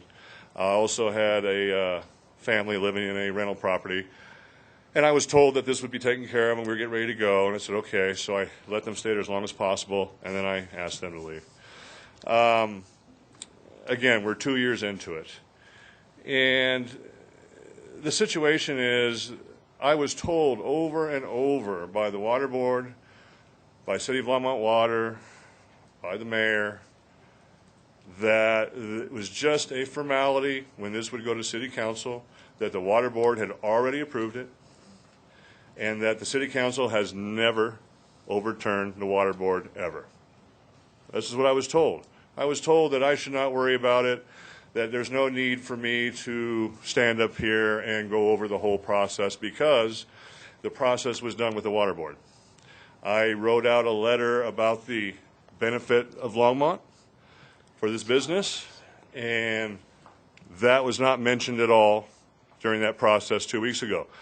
And it seemed to me that that information was not even in front of you to read. And I was not told that I needed to come up again and fight that whole fight again. That Boulder County had already approved it, and we went through a very stringent situation, and we took a large building and got it down to 4,000 square feet, which is very small. It's probably the shortest building in the city. We would only have 4 people there working. That's just like a residence. We also said that we were going to build the building over the top with money as far as a precast structure, cement, so it would not catch fire, so it would be secure. So everything I was told did not come to fruition like they told me it would. And 2 weeks ago, all of a sudden, we were voted down, and we had no idea that we were supposed to stand up and fight for this thing. We thought it had already been done, and that this was just a formality since it had never, you guys had never overturned the water board ever before. And then all of a sudden, it became a big trial on marijuana and hygiene rather than a water board tap decision. I would ask that you would bring this back up, please, so that we can present our case and give you all the information about this project and how small it is and how it doesn't have an impact. Unfortunately, now your 3 minutes is up. All right. Thank you very much. Joshua Hemmingson? Yeah, we've spoken a dozen times, Mayor. Thank you. I'm here to continue speaking on what Robert spoke about, and we are here to request that you revisit this issue because there's a standard in decision-making, whether it be in a legal court, a civil court, or even in this council, that both sides of the story be told. And I believe you guys have only received one side of the story. And we have numerous people here from Hygiene now, and we have another dozen people from Hygiene who are prepared to speak should this issue be revisited. I believe that so far you guys have listened only to less than 2% of the hygiene population, and those mostly being dissenters. The loud voice of dissent should not overrule the majority voice of acceptance, and we believe that's what we have in hygiene. So we would ask that you bring this up for review, and we would like to present our case to you again in the future. Thank you. Thank you. Ken Tarpley. Good evening, council, mayor, community members. I'm new here. I moved here in July. I live at 9573 Hygiene Road. I'm here on behalf of Rob and Josh both. I spent 6 years in the United States Marine Corps, almost 8 years law enforcement. After I decided to make a lifestyle change, I also found out through a good friend of mine that I could get rid of my daily migraines through cannabis. I let that go for like 6 months. I suffered for 6 months. And then I tried it. Because of my lifestyle and law enforcement, I didn't think that that was the way to go. 3 years later, I'm 50 pounds lighter. I'm also off of 6 medications, including Cialis that I started on when I was 25. Now, I don't know if anybody knows this, but that's for erectile dysfunction at 25 years old because of all the medications I was on for anxiety, depression, blood pressure, cholesterol. All of this is gone, and I'm also 50 pounds lighter. Facts are stubborn things, Mayor. And it seems to be that you exercise your executive privilege quite a bit and use executive session a little too much. The constituents here have spoken on other subjects as well. I think it's time for the council and the mayor to open their eyes. Thank you. Gordon Pedro.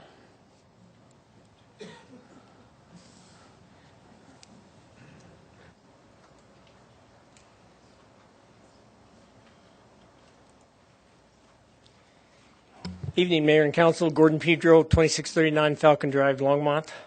I'm here to speak on items 8L and 11C. I encourage you to approve Resolution 2016-108 in support of Boulder County Issue 1B, a 1/4 cent extension of sales tax for open space. The quality of life of all Boulder County residents has been greatly enhanced by the county's open space program, and this will continue that enhancement. 11C, Windy Gap firming options and survey results. In March of this year, the City Council made what I believe was a snap decision regarding participation in the Windy Gap firming project. The snap decision was to ignore your staff's recommendation to participate in the project at the 6,000 acre-foot level, the amount believed necessary to meet the city's water needs at build-out. The staff recommendation was based on extensive water analysis and the latest version of the Longmont Comprehensive Plan. Without the benefit of engaging your citizens in a single dialogue regarding costs, water rates, climate change, benefits of water speculation, or any other relevant variable, you opted to jump to participation levels at 10,000 acre-feet. With that rash decision, you have forced upon your residents a group of horrible options that you're going to discuss tonight that mean outrageously high water rate increases. Last year, you approved 3 annual 9% rate increases.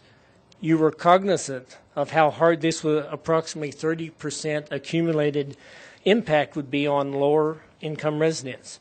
You contemplated relief for some residents with the lowest incomes. I haven't seen that you've actually done anything on that.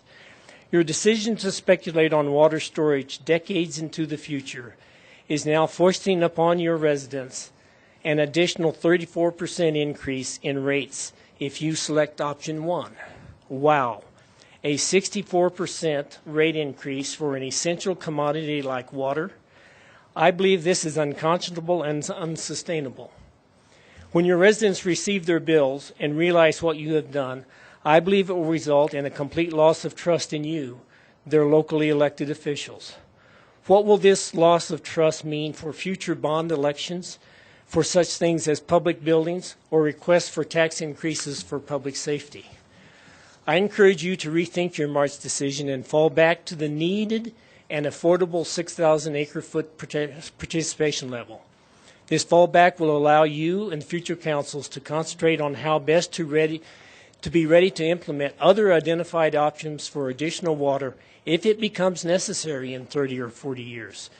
Don't put all your eggs in the Windy Gap basket. If climate change hits hard, you may have a huge storage vessel and little Colorado River to store in it. Thank you. Thank you. Dan Burkhart.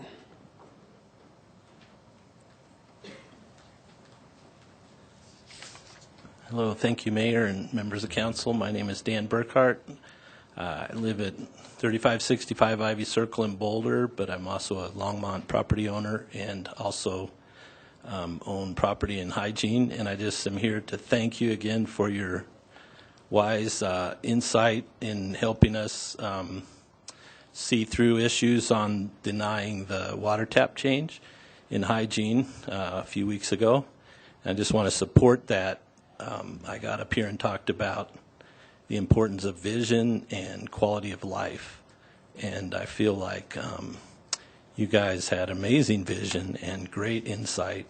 And I know you have a lot of tough issues before you tonight. And I just want to commend your leadership on helping us and support you through all the issues you have before you. So thank you very much. Thank you. Andrew MacArthur.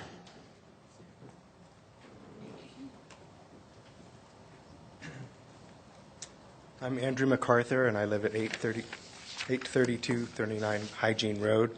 And I'm also thankful that you did not pass this water tap, basically because I think that the village in itself, this is not the appropriate spot for what is being done, and Boulder County wasn't listening, and we're thankful that you did. Thank you. Paul Renix.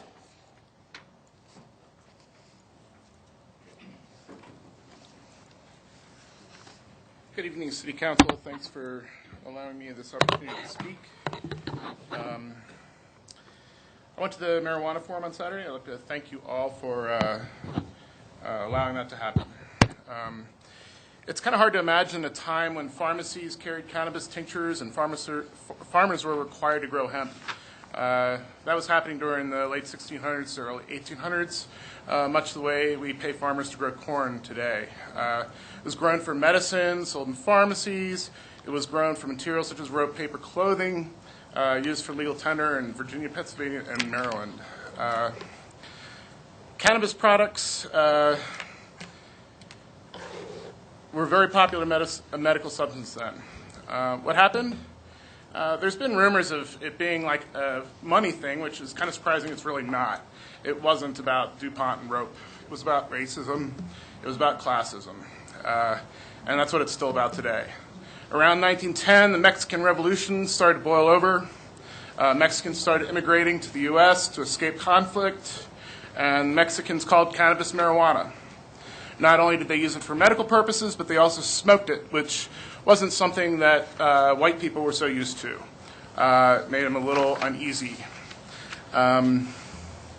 Southern states were receiving these Mexican immigrants and became concerned. You could put hygiene in there if you want. Newspapers ran headlines speaking of the Mexican menace and the marijuana menace, and they claimed Mexican men were going crazy, smoking marijuana and killing people. El Paso became the first place to make marijuana illegal, and city officials started rounding up Mexicans who smoked pot and had them deported. A widow and her 4 children have been driven insane by eating the marijuana plant, according to doctors who say there is no hope of saving the children's lives and that the mother will be insane the rest of her lives. New York Times, 1927. It was clear newspapers and tabloids were against the pot and built a campaign against it. Longmont's on the same tack. We still demonize the plant. We don't recognize the racial and class bias that we use marijuana to enforce. We don't understand how deeply that is in people's souls. We use it to control people of a certain class and how they choose to relax, how they choose to medicate. We use it to control how people take care of their illnesses. And even more, we control who profits from medical treatment. We use its smell to find those who would grow their own. We make up outrageous reefer madness-like claims that the smell of growing marijuana will cause autism or asthma or a variety of other ailments. In reality, the smell is no more toxic than that of a pear tree or blooming or a farmer fertilizing the roses or the roses in Roosevelt Park. It just so happens the smell of marijuana reminds us of Mexicans, it reminds us of poor people, it reminds us of blacks, and those opposed to the system. Thank you. Longmont's getting hip. Are you with us? Edna Lohman.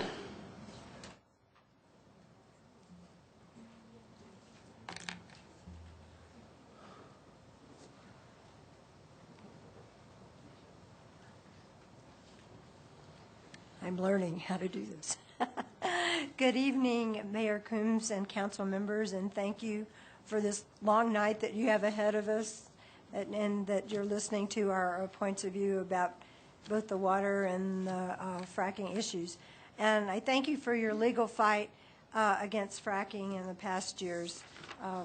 So I'm here tonight at the request of Kay Fissinger of Longmont Roar. She has been stalwart in trying to keep our community safe from fracking, and in particular tonight, safeguarding Union Reservoir from being used as a fracking transfer station and oil and gas waste repository.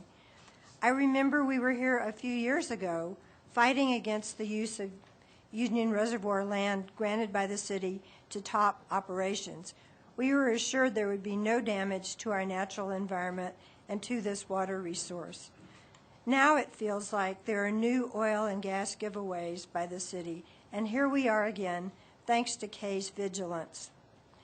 Most of us newcomers to Colorado, like me, have moved here in part because of the closeness to natural beauty.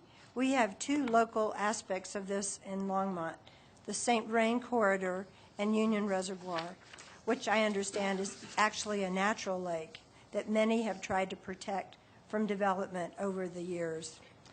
I confess I don't understand what is going on now, and I really appreciate the call for a public session on this and postponing the vote on this evening. I don't understand why the city should again be putting Union Reservoir and our water under threat from oil and gas development. Please refrain from doing so if that is possible. Thank you. Devin Quince.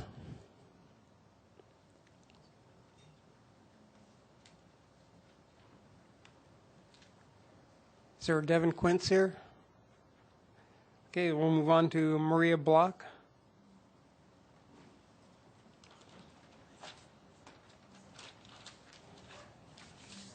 Good evening, Mayor Coombs and members of council. Thank you for your commitment to the citizens of Longmont and their well-being. Can you move the mic up? Thank you for your commitment to the citizens of Longmont and our well-being. And thank you for the opportunity for me to speak to you tonight.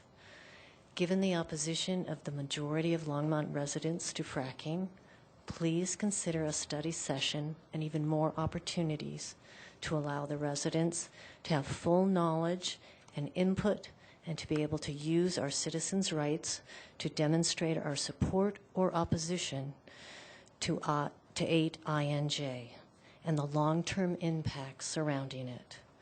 I support more transparency on the part of the council, and I support postponing your vote on 8INJ. Thank you. Thank you. Well, that ends public invited to be heard. So why don't we take a 10-minute break?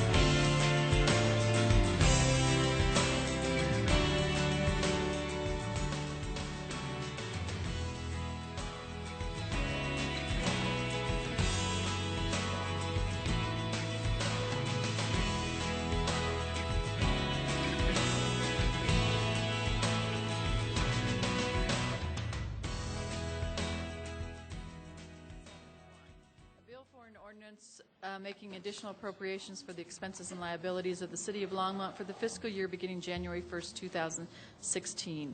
Public hearing and second reading scheduled for November 8th. Item 8B is ordinance 2016-72, a bill for an ordinance conditionally approving the Quail Commercial Center filing 1 Lot 3, rezoning from C Commercial to P Public, generally located north of Quail Road and east of Main Street. Public hearing and second reading is scheduled for November 8th. Item 8C is ordinance 2016-73, a bill for an ordinance conditionally approving the Quail Campus filing 1 replat A Lot 1 rezoning from public to commercial, generally located north of Quail Road and east of Main Street. That is also scheduled for public hearing November 8th. Item 8D is ordinance 2016-74, a bill for an ordinance conditionally approving the vacation of 2 utility easements and a drainage flood easement generally located east of Main and north of Quail. Public hearing scheduled for November 8th.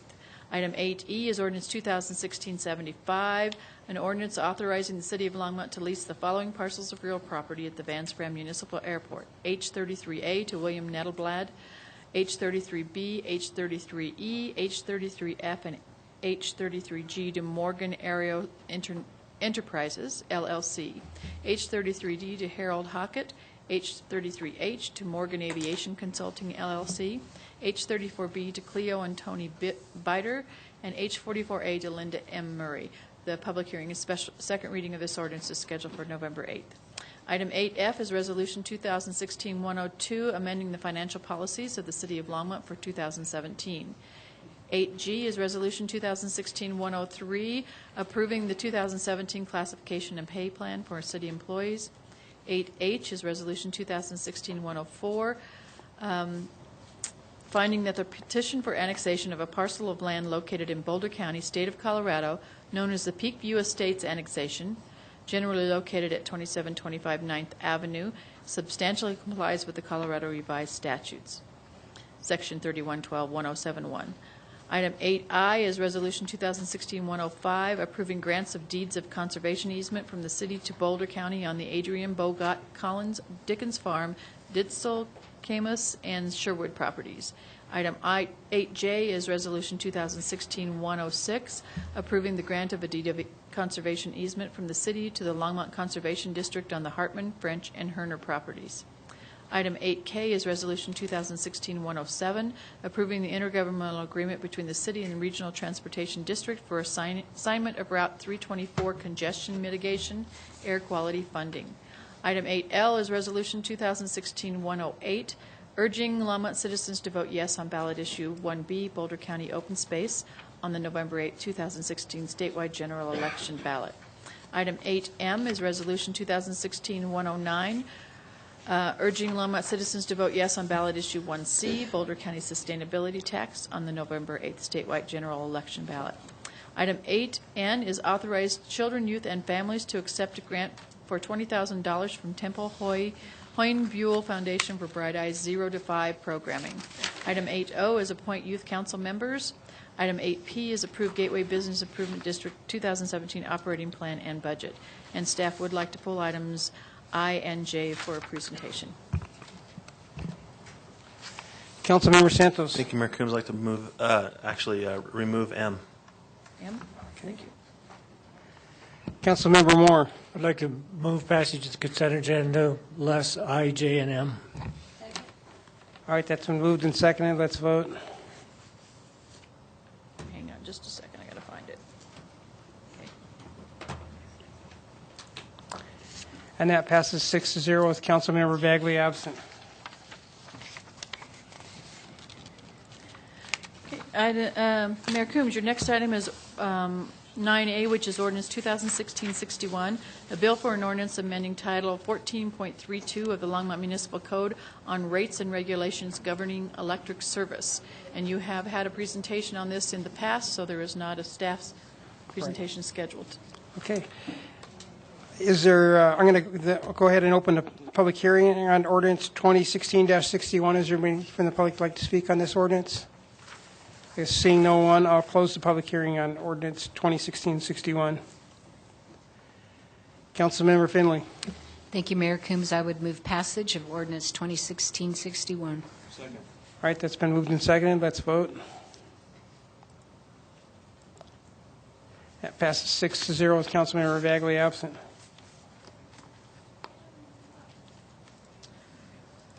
Your next item is our ordinances, 2016-65 through 68. These are your 2017 budget ordinances. The first one is ordinance 2016-65, making appropriations for the expenses and liabilities of the City of Longmont for fiscal year beginning January 1st, 2017. Then there's ordinance 2016-66, a bill for an ordinance adopting the budget for the City of Longmont for the year 2017. Ordinance 2016-67, a bill for an ordinance fixing and levying taxes upon the real and personal property within the Longmont Downtown Development District for the year 2016 to pay budgeted expenses of the Longmont Downtown Development Authority for 2017 fiscal year. And finally, ordinance 2016-68, a bill for an ordinance fixing and levying taxes upon the real and personal property within the City of Longmont for the year 2016 to pay budgeted city expenses for the 2017 fiscal year. And you can have one public hearing on all four of these ordinances. Okay, if there's no questions from council, I'm going to go ahead and open up. Councilmember Christensen? Okay, this may be a little odd, but I had a request for a constituent who was asking about whether we were going to tear down the silo at Ute Creek, and I can't remember whether at the Ute Creek Golf Course, whether we were going to fix the Ute Creek Golf Course, expend stuff. Anyway, I would like to request that we don't tear down the silo. There is nothing in the budget that relates to that. What we talked about is a need for maintenance facilities as part of the budget conversations, but that is a continuing conversation with council as we look at options for a bond issuance for our facilities as we move into next year.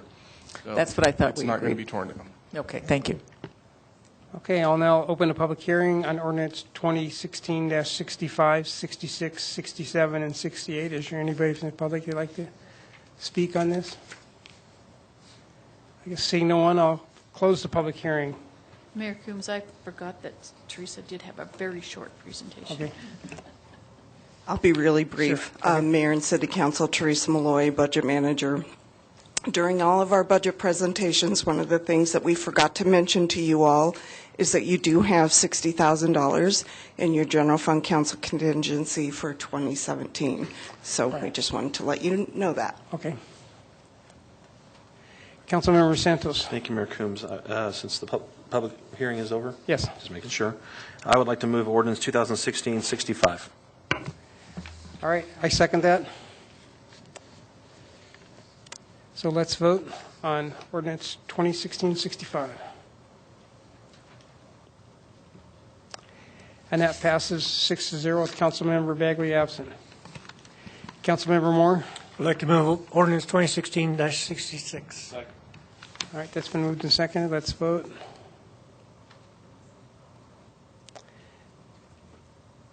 That passes 6-0 with Councilmember Bagley absent. Councilmember Santos? Thank you, Mayor Coombs. I'd like to move ordinance 2016-67. Second. Okay, it's been moved and seconded. Let's vote. Passes 6-0 with Councilmember Bagley absent. Councilmember Moore. I'd like to move ordinance 2016-68. Second. All right, it's been moved and seconded. Let's vote.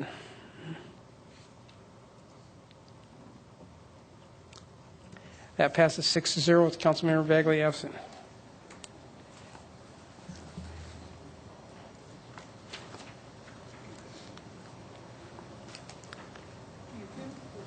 Coombs, your next item is ordinance 2016-69, a bill for an ordinance conditionally approving the vacation of a 627.75 by 30-foot utility easement on Lot 1, Block 14, Harvest Junction Village, generally located east of South Martin Street and south of East Can Pratt Boulevard. We do not have a formal staff presentation on this item. Okay. If there's no questions from council, I'll go ahead and open up the public hearing on ordinance 2016-69. Is there anybody from the public who'd like to speak on this?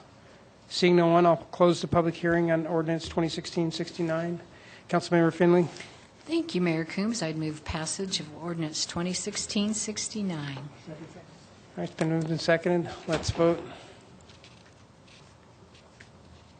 That passes 6-0. Councilmember Bagley absent.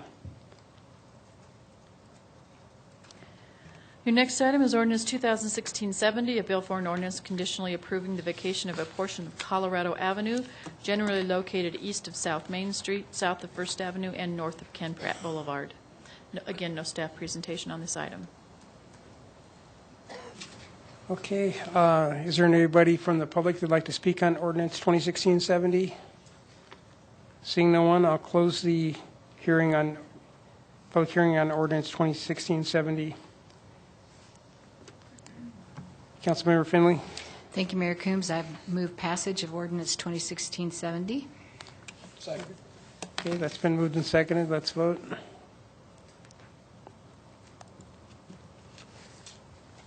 And that passes 6-0 with Councilmember Bagley absent. Mayor Coombs, your next item are item I and J from the consent agenda. I believe Dale was going to make a combined presentation on both of these items. Mayor Combs and members of council, I'm Dale Rademacher. I'm the General Manager of Public Works and Natural Resources. And with me here tonight somewhere is David Bell, who's our Natural Resources Manager. And David's actually going to give you a detailed presentation on the conservation easements on a property-by-property basis. I did want to clarify one issue that was in our council communication that was not correct, and that is where our Public Works and Natural Resources staff referred to this action as requiring an ordinance. And the city attorney caught that mistake that we made and let me know, but the action that's before you tonight is appropriate in that it is a resolution, which is what's required by both the charter and by the code. I also do want to just briefly address some of the issues that did come up from the public tonight with regards to the conservation easements. And I think Janice Wisman, who I want to say we're very fortunate to work with at Boulder County. She's I did not know she was a Longmont resident, but it's good to know. Janice has a lot of experience in these conservation easements on behalf of the county, and frankly was a very good partner to work with.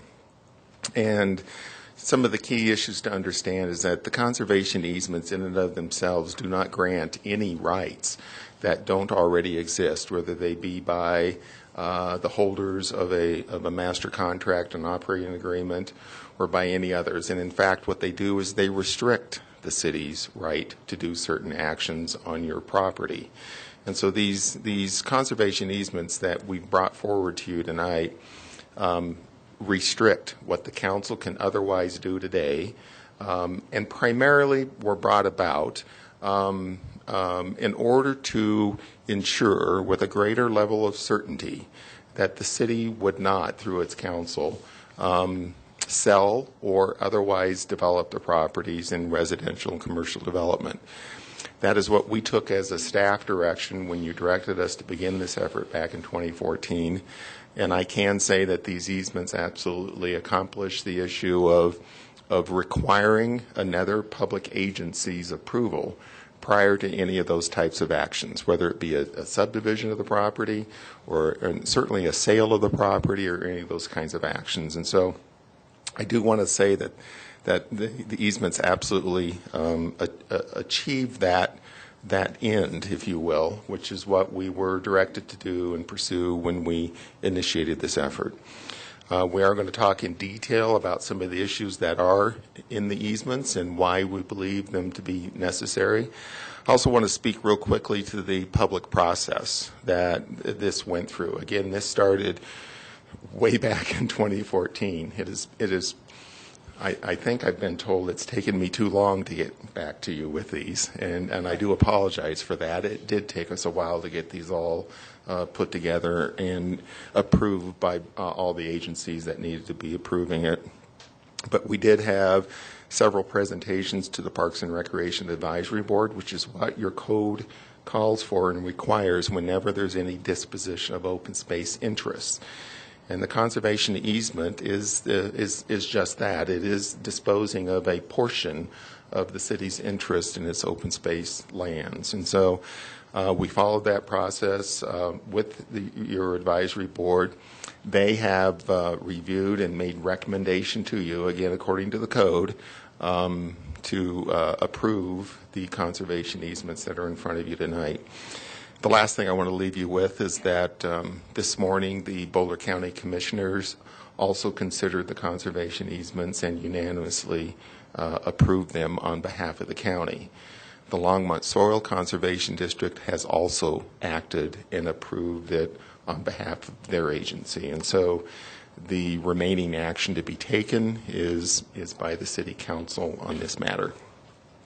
So with that, I'm going to turn it over to David. He's going to go through a presentation with you, and we really do want this to be an interactive presentation with the council, so feel free to interrupt David as much as you need. And if you have any questions for me, I'll take those now. Otherwise, we'll go through the presentation and make sure we answer all the questions that the council may have. Okay. David.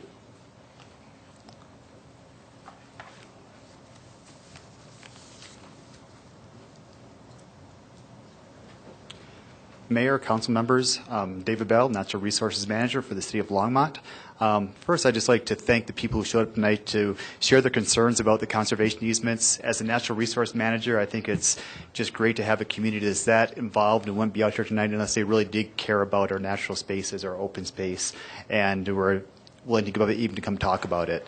So with that being said, hopefully in my presentation, and Dale did a lot of it already, and Janice did a lot of my work already, be able to answer some of the questions, some of the do's and don'ts of conservation easements, but go through these kind of property, the process we've gone through. And again, as Dale mentioned, feel free to ask questions throughout. Don't hold them if you have a question. As we're going through it, I can stop and address those as we go through them. So again, I'm here to present the proposed granting of conservation easements to Longmont Conservation District and Boulder County. Quick overview, Dale mentioned this a little bit too, but this started back in late 2014 where we had citizens coming to the Parks and Open Space Advisory Board looking for a little more protection for our open space properties to make sure that we did not develop, dispose of, subdivide these properties, and that was the direction that staff then began to look at. They brought it to council. Council said, go ahead and pursue that idea. Then in September 2015, we did a presentation and told how we wanted to do this, the agencies we're going to work with, and again, council directed us to continue that process. So as we looked at the open space properties, 8 of the 19 properties already had conservation easements on them. So something that the city has dealt with in the past, and they dealt with that primarily at Boulder County. So it's something that shouldn't be a whole lot different than we've seen in the past and things that the agencies we worked with have a history with. So we think we have some good partners there. So when we first started, the map looked like this.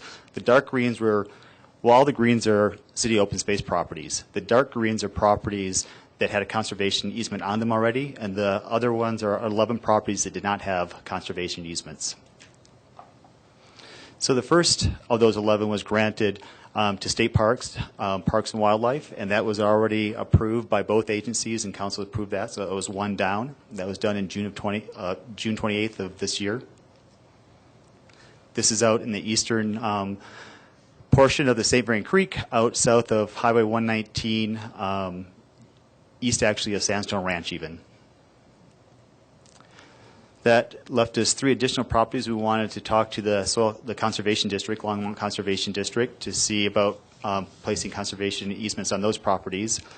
These properties are the Hartman property, the Herner property, and the French property. These are all east of Union Reservoir. Right now they have active agricultural leases on them. While they do have multiple conservation values, probably the primary one is the agricultural activity that's taking place in that to preserve that historic agricultural use. Sitting where it does, it also acts as a urban shaper and buffer, protecting that eastern boundary and help shaping us and defining the communities as communities grow, provides that little buffer between us and our neighbors out there. And again, anytime you have wildlife and water, agriculture and water, you actually provide corridors as well. So we definitely see wildlife values to these properties too.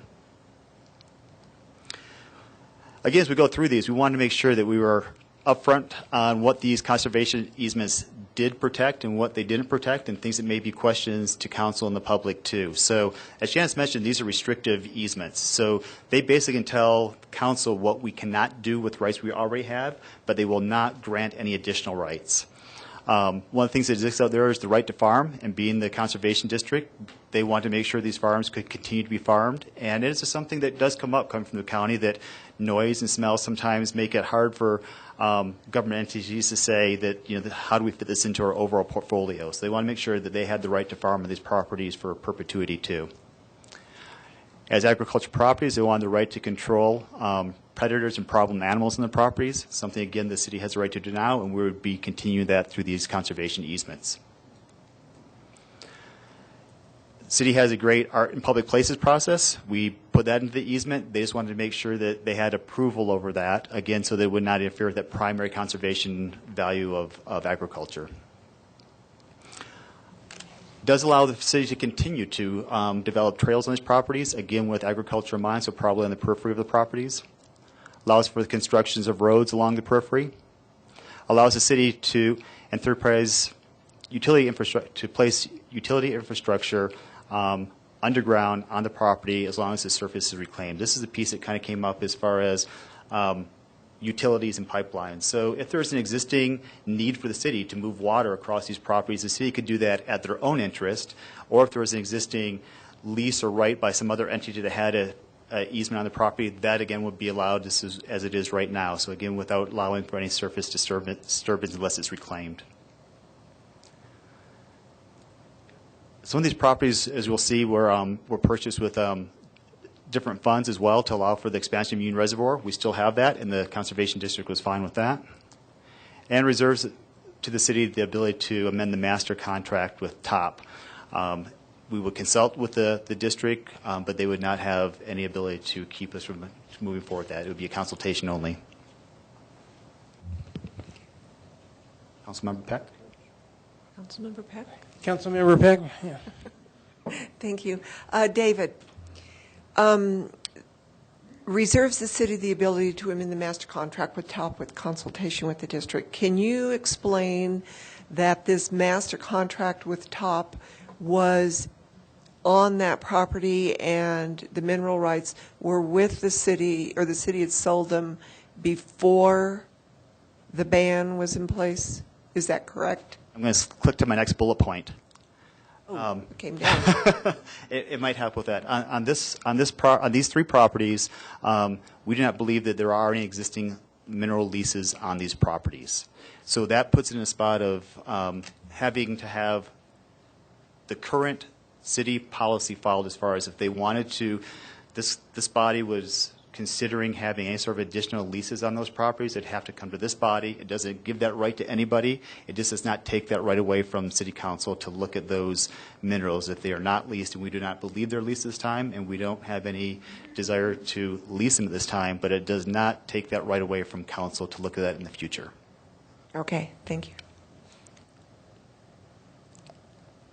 And again, this was another that came up this evening, too, that we worked with all the agencies really closely, again, because of their primary desires to maintain those open space values. Any water that's on those properties, it will be maintained for that property, or it can be moved to another open space property to maintain agriculture operations. And again, this is something, having worked with agriculture operations during droughts, sometimes you don't have enough water to do crops on all your properties, but you can move water from one property, let that property sit fallow, move it to adjacent property, and use those two water sources to potentially get a crop up and allow that farmer to make some income during those drought years. So it allows us to move it within our open space portfolio, but it cannot be moved into any other use. So on those properties, then with those elements of the easement, as Dale mentioned, the Conservation District did go ahead and sign off on those, and now they're before the council. Conservation easements to be granted to Boulder County. These would be 6 of these: the Adrian Open Space, the Bogott Open Space, the Dickens Farms Nature Area, the Distocamus Open Space, Collins Open Space, and the Sherwood Open Space. And we'll go through these property to property because some are a little more confusing than others. This is something that, again, having worked with Janice, who's been a great partner over the years, these properties may look a little bit different than you'd look at a typical county open space up west of the peak-to-peak highway where it just really has more of a pristine sort of single purpose. Some of these properties are a little more complicated. But on these properties, we allow for the construction of trails, allows for the construction of roads only along periphery except for the extension of 9th Avenue. And as Janice mentioned, that was part of the purchase of this property. The county recognized back then that 9th Avenue, for safety reasons, would be allowed to be placed on the property. And again, it doesn't say that we're saying that the city is going to do that now or has plans for it. It just says that we have not given the right of way to do the extension of 9th Avenue as a purchase the city has made for that in the past. Allows city and third-party utility infrastructure installation will be underground and surface will be reclaimed. Again, similar to what we do with the Conservation District, recognizing that if it's city utilities or third-party utilities or people that already have existing leases or easements on the property, that they can go ahead and follow through with that as long as the surface is reclaimed. City reserves the ability to amend the master contract with TOP and consult with the county. So this is a little different because these properties do have existing leases on them. So again, as Janice mentions, the county can't stop that existing lease and we can't put an easement over that. However, it is pretty clear though that TOP goes away and we have minerals that are no longer leased. The county would have to evolve that conversation if we wanted to put a new lease on the property. Again, the county was a little concerned, even though we have a great art in public places, they wanted to make sure that they have the ability to have some approval over what that looked like so it didn't take away or distract from those underlying conservation values. And it, again, recognizes the ability of the city to expand Union Reservoir on those specialist properties that are purchased with different funds. Again, make sure we tie that water to the open space portfolio. Again, I walked through a lot of stuff here that I know it's kind of hard to read you guys sometimes, but I want to make sure everyone's clear that these are pretty important issues. We felt pulling out those big documents and all the pages was important for everyone to see what we're doing that we're all aware of. So the first property we're looking at is the Adrian property. Again, on paper it looks pretty easy. Put a conservation easement over that. But it was purchased with multiple funds. So the blue up to the upper right near Union Reservoir was purchased by water funds. The green was purchased by open space funds. And then stormwater purchased the portion down the middle. So as we worked with the county trying to figure out, do we just cover those green areas? Do we cover the whole property? We really went ahead and covered these properties with conservation easement, and that's why we called out those certain rights so that the city will retain the ability to pursue those purposes that the property is purchased for. You can see the little dots coming down through there from 9th Avenue. That would be the proposed alignment of 9th Avenue. Again, those put in place, as Janice mentioned, decades ago as we looked at the safety issues at 9th Avenue. The Bogot open space, again, a big portion of that, and the blue was purchased with water funds, the green open space funds, and that little purple spot was also with water funds, but that's a house that exists right now. It's being leased back to the Bogot family who is farming that area. Dickens Farm, another one's a little more complicated than probably the county sees, but they're willing to work with us and recognize that we have definite resource values out there. Has been severely impacted by the 2013 flood, and we're working now through the Resilient St. Frame project to put that together along with the long-term Dickens Farm Park out there, which includes some very unique structures. This one definitely has recreation as a component of it, that outdoor recreation, but again recognizes the open space values. Now we get to a little bit more simple properties. These are the Dislocamus. Again, these are those properties south of 119, east of County Line Road that really serve more as nature or agricultural properties. The Collins open space,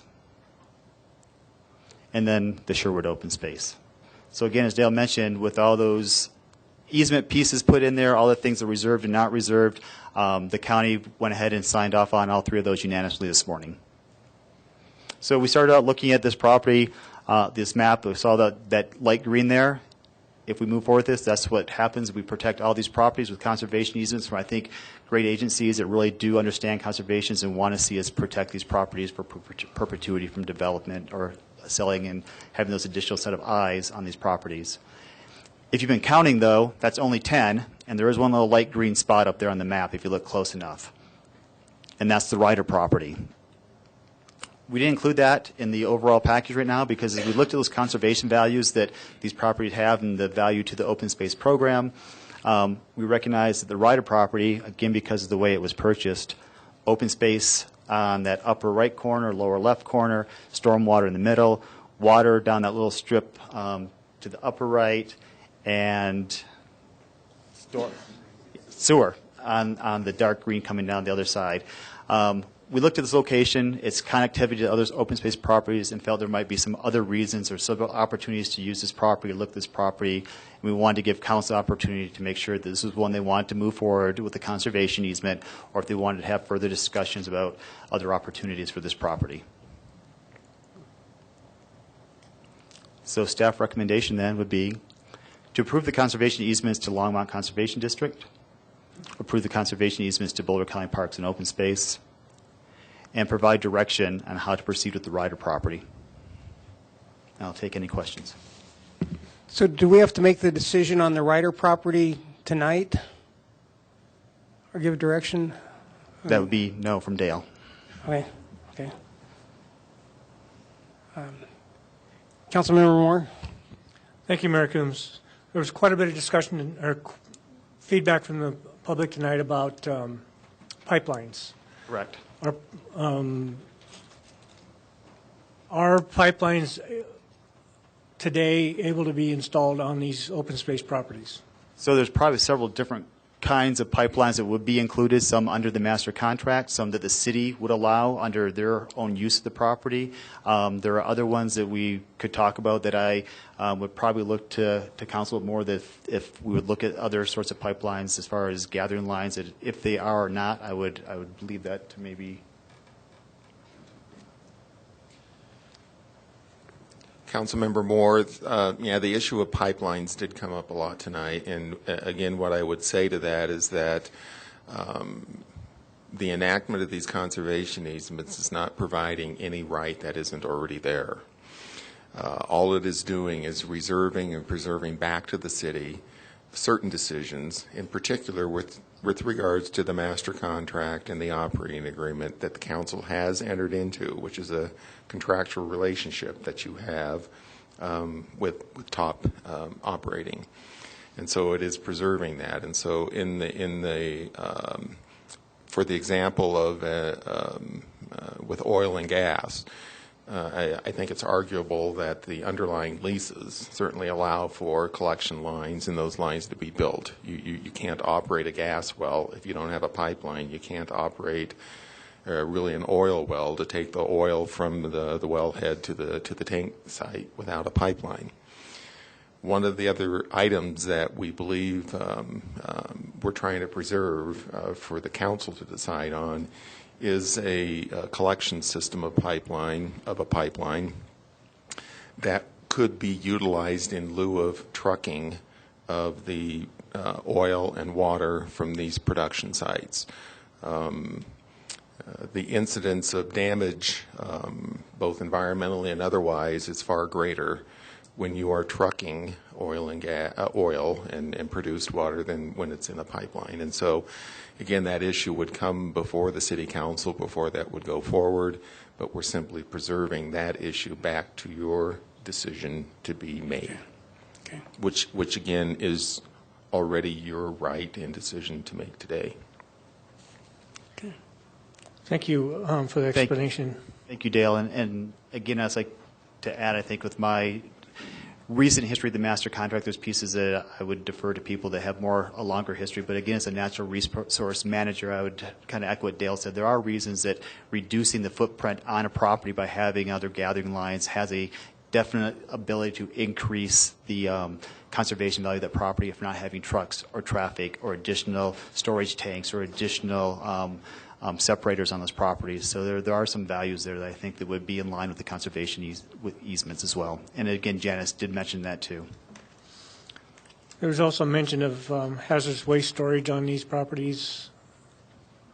So I did read through that, and as I looked at that, again, that piece in there, and I've looked at a lot of different conservation easements, and it really is tied into, again, these are agricultural properties. And if you read that piece in there, it talks about agricultural operations, agricultural materials, agricultural machinery, and products. It doesn't have hazardous materials in there. The products piece comes in agriculture, and then it wraps up with that it must be used with the best agricultural practices. So as it looks at storing product on the property, that's one piece, and that is, I think, tied to agriculture. And then the hazardous piece, I didn't see how that was tied to that at all. Well, it was brought up in comments from the community that oil and gas storage of hazardous materials. So again, the piece that falls under where it talks about storage on the property, it talks about trash. So if you're talking about oil, gas, produced water, those things would not really be considered trash. It would be considered other products that would be managed or handled under existing contracts or actually other regulations that go under that. So the piece that it was kind of tied to under trash is not how those products would be handled. Also, there are several mentions of the use of the right of eminent domain. That might be a Eugene question. Mayor and Council, Eugene May, City Attorney. So I saw the Roar email about the city giving private entities the right of eminent domain. At least from a legal perspective, that doesn't make sense to me. Eminent domain is a core governmental power, and we cannot give it or authorize other entities to exercise our eminent domain.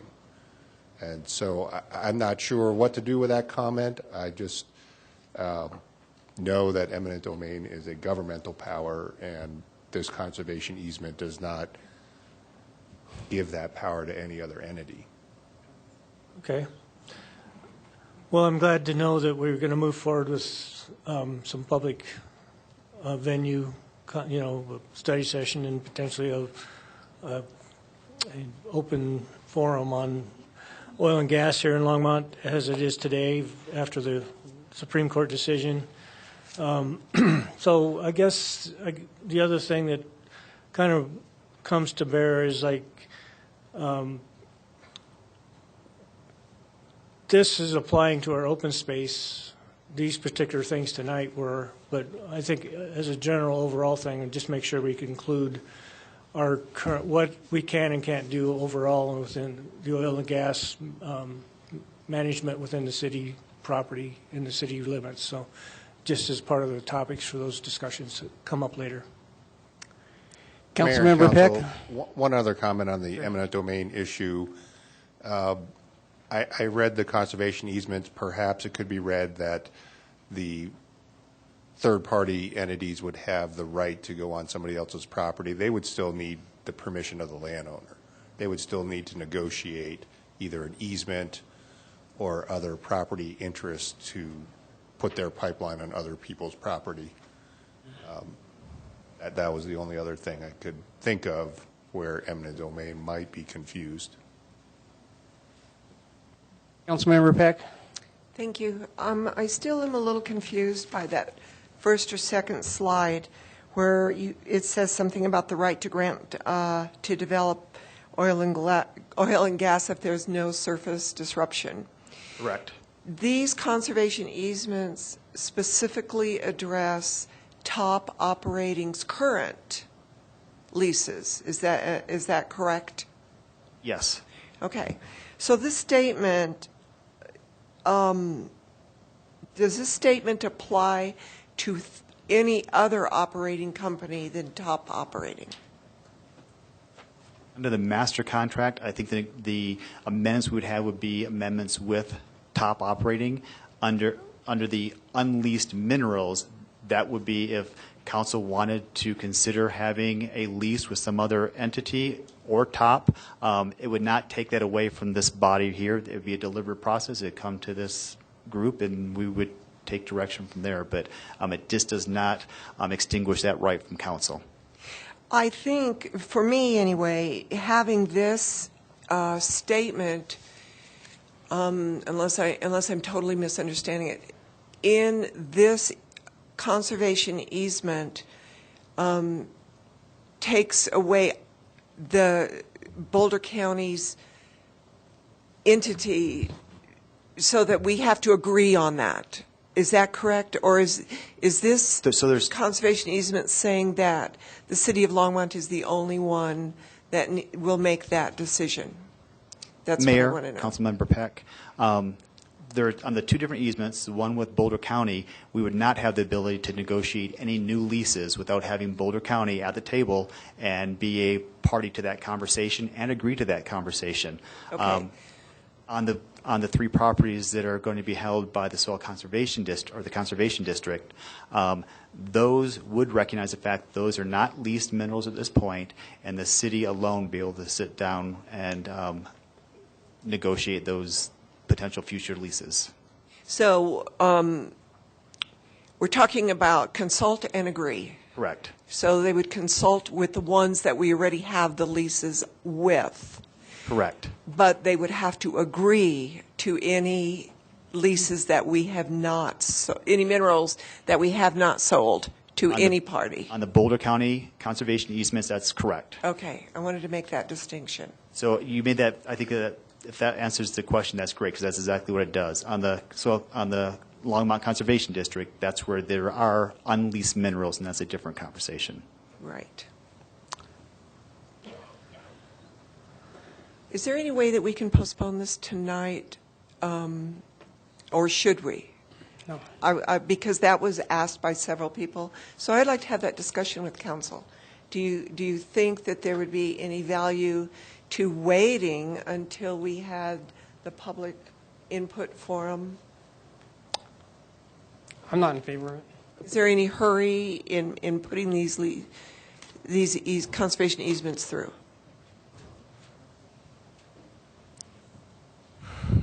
From a staff perspective, there's not a sense of urgency on this item. I think this is really just a council conversation.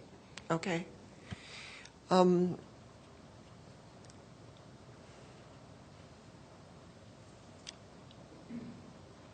just going to, we can vote on it. I'm just going to move that we table these conservation easements, voting on them until we have the public conversation study session.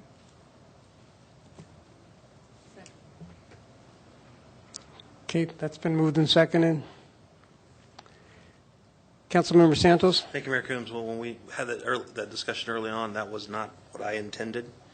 These have been ongoing for over a year. Since 2014. Right. 2 years. 2 years, excuse me, to get these conservation easements where we want them. We have, the partners have signed off. We maintain our rights and maintain the leases that are currently there. And if anyone else were to come up, then we have to talk to the partners and get it done. That's been stated. I don't see the need to postpone, but I still would like to have that discussion regarding oil and gas operations. I just find it interesting that those that want the conservation easement are now against the conservation easement. I'm sorry. Yeah.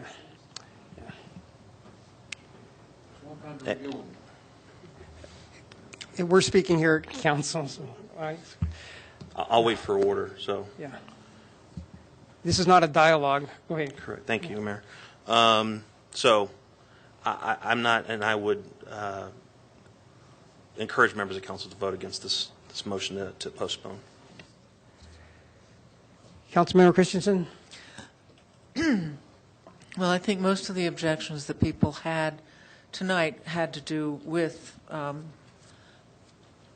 gas and oil on open space. And so I think we've waited for several years now to get these to us. So I think it would behoove us to wait just a little bit longer until the public has a little more input and until we have that, the forum. I did have a question, though, for Eugene. I was told that I'm looking at the costs and liabilities, and I was told that should anything happen related to gas and oil that already exists here, the liabilities would be the responsibility of the gas and oil company. And Now, but on this, it says the grantor retains all, number 11, costs and liabilities. Grantor retains all responsibilities related to ownership, operation, upkeep, and maintenance of the property. Grantor shall keep the property free of any liens arising from any work, blah, blah, blah. So does that mean that should there be an accident, a gas leak, an explosion, whatever, that anything related to underground activities, that would be the liability of the gas and oil entity, or would it be our liability?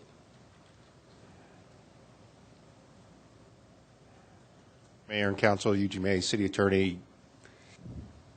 I'm not sure I can answer that question in the general, just a hypothetical. It depends what happened. I mean, generally, a third party operating on our property is going to be liable for their acts. But, I don't know how this liability arises, what the circumstances is. It's hard to just give a blanket. Are they subject to other agreements? Our operating agreement is pretty strong in terms of indemnification, insurance requirements, things like that. I assume we will carry that forward if we enter into other agreements with other oil and gas operators.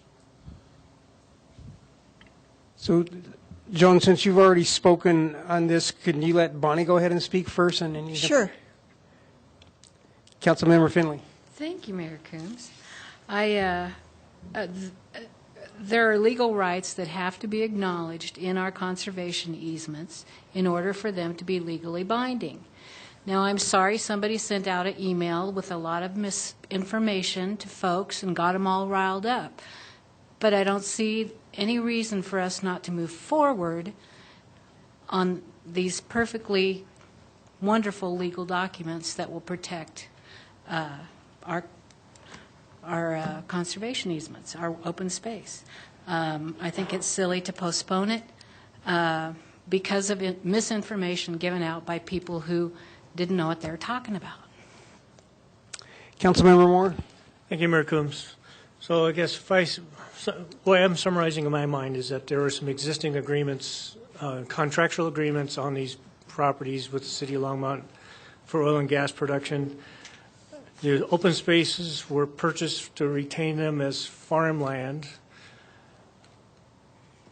We, as a council, desired to put additional restrictions on the ability for a future council to dispose of these farmland properties. And these conservation easements preserve those farmlands for the future, making it more difficult for a future council to dispose of these properties. It seems to me like no good deed goes unpunished. The conservation, what we've done here is make it more difficult for these lands to ever be used for anything other than farming. So I guess I'm ready to move forward with these tonight, and the existing contracts and agreements with other people have to stay in place because they're pre-existing to the conservation easement, and what we can do here tonight is sign on the dotted line and be done with it. Well, we've got a motion. It's been seconded. Why don't we vote on that? Or do you want to speak again, Councilmember Peck? I just wanted to make a clarification. I absolutely want conservation easements. To say that the person who wanted the conservation easements are now against them. The difference in these conservation easements versus ones that we've done previously is that they contain oil and gas stipulations, which are not bad. That's not what I'm saying. And when we asked council for the conservation easements, we had no idea that they were going to have language about top operating company. That is the good faith effort to postpone it just a little bit so that the citizens actually realize that we are listening to them and working with them. But whatever the vote is, that's fine. I just wanted to explain that. Okay, the motion, can you repeat the motion we're voting on, just for clarity? Is the motion to... Councilmember Peck, excuse me. Councilmember Peck moved to table the easements until after we have had public conversation study session. Councilmember Christensen seconded that motion. Okay. Okay, let's vote.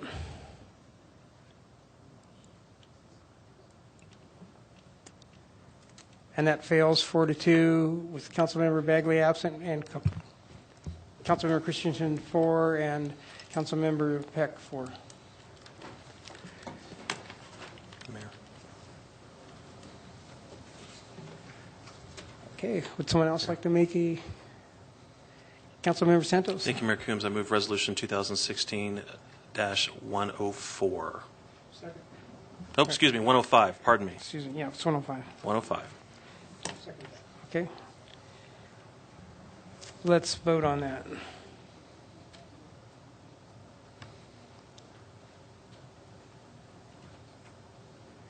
That passes 6-0 with Councilmember Bagley absent. Councilmember Santos. Thank you, Mayor Coombs. I move Resolution 2016-106.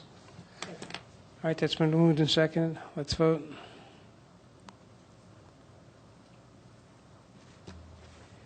And that passes 6-0 with Councilmember Bagley absent.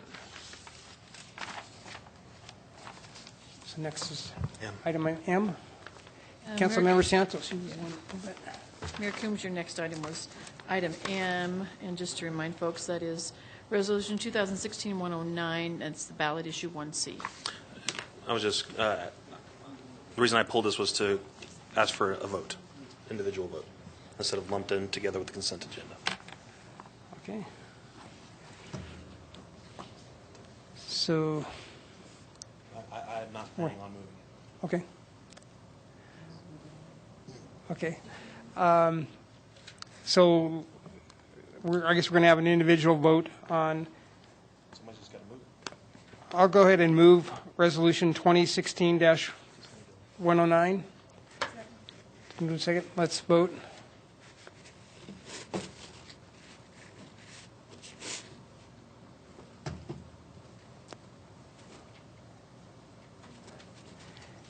And that passes 3-2 with Council Members Santos and Finley dissenting, and actually 4-2 with Council Member Santos and Finley dissenting, and Council Member Bagley absent.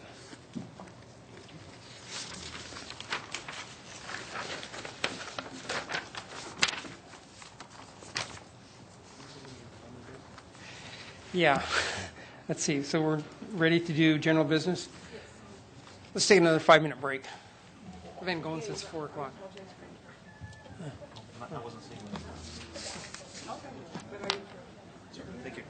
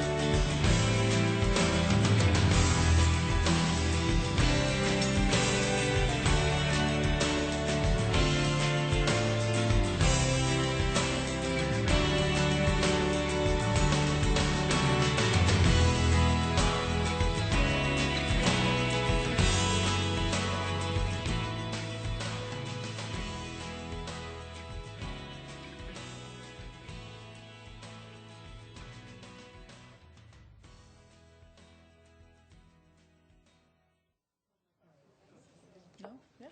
Okay, let's resume our meeting. Mayor Coombe, your next item is the GID budget resolutions, and you will need to recess as City Council. Councilmember Moore. I move to recess as the Longmont City Council and reconvene as the Board of Directors of the Longmont Urban Renewal Authority. All right, I'll second that. General Improvement District. Yeah. That one? Yeah. Right, yeah. I was on the wrong line, sorry. Second, going to General Improvement District. Okay. Number 1. Let's vote.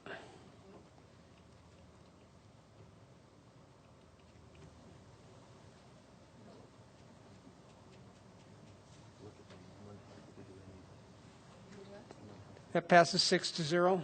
Councilmember Bagley absent. Coombs, let me read this resolution, and then you can act on it. Resolution LGID 2016-04, a resolution fixing and levying taxes on the real and personal property within the Longmont General Improvement District Number 1 for the year 2016 to pay budgeted expenses of the district for 2017 fiscal year. Councilmember Santos. Thank you, Mr. Chairman. I move LGID 2016-04. Okay, let's vote.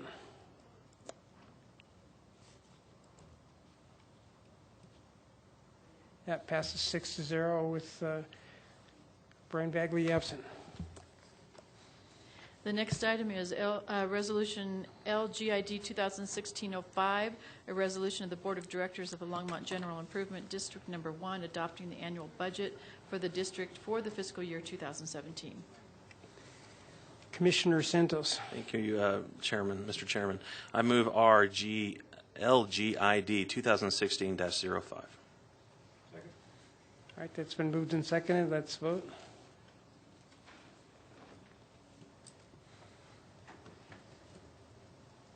And that passes 6-0 with Commissioner Bagley absent. Commissioner Santos.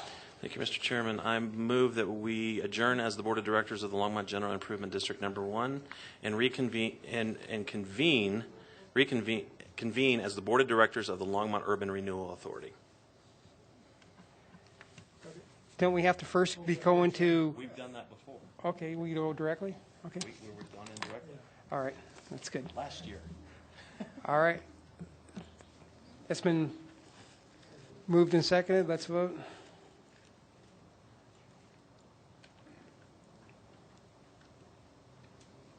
And that passes 6-0 with Commissioner Bagley absent.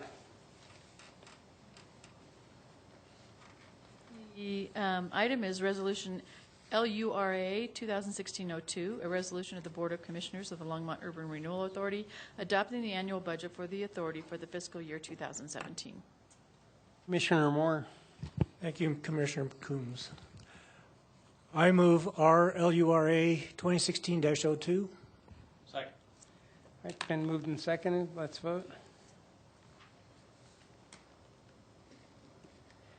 That passes 6-0 with Commissioner Bagley absent. Commissioner Moore. Thank you. I would move to adjourn as the Board of Directors of the Longmont Urban Renewal Authority and reconvene as Longmont City Council. Second. All right, that's been moved and seconded. Let's vote.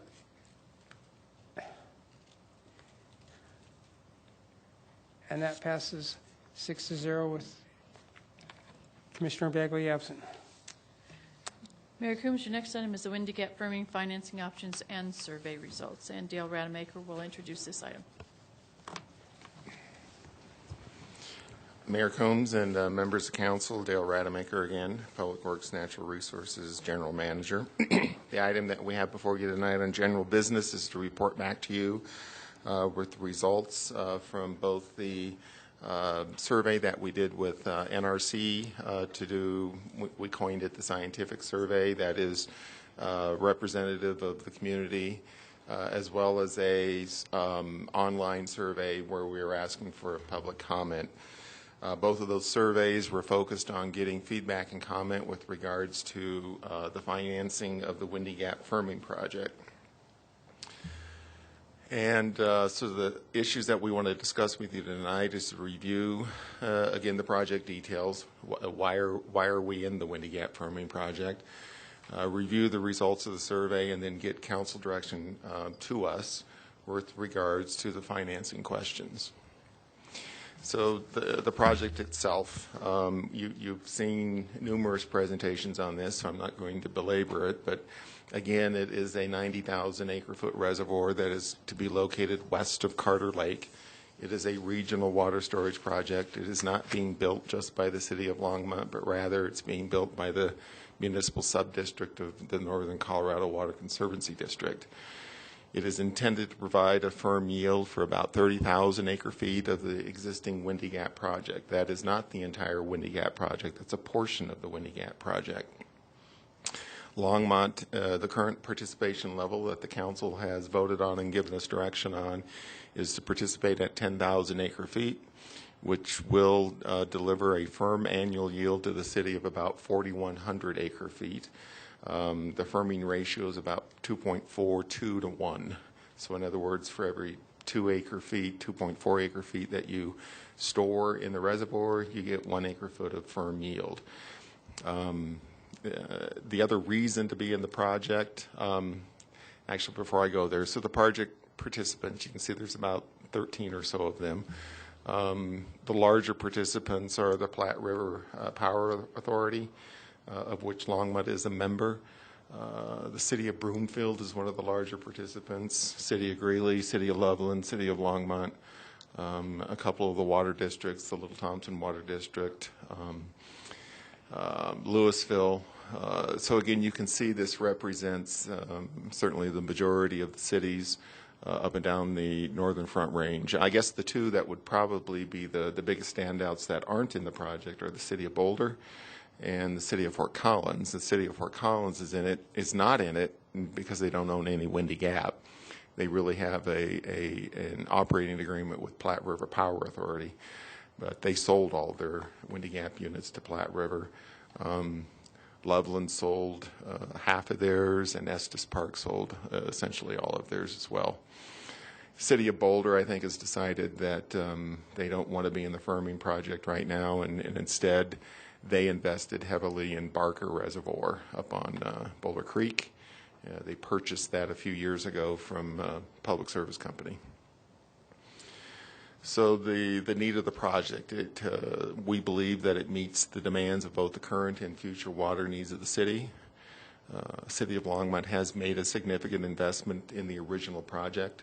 We are the only entity that still owns all 80 of our original units. That's likely a result of the city charter that prohibits the sale of the water absent a vote of the people. And so again, Longmont's the only city that owns all of our units, and I'm happy to say we are paying them off next year. So that mortgage, maybe we should have a mortgage burning party or something, but we're about to have it paid off.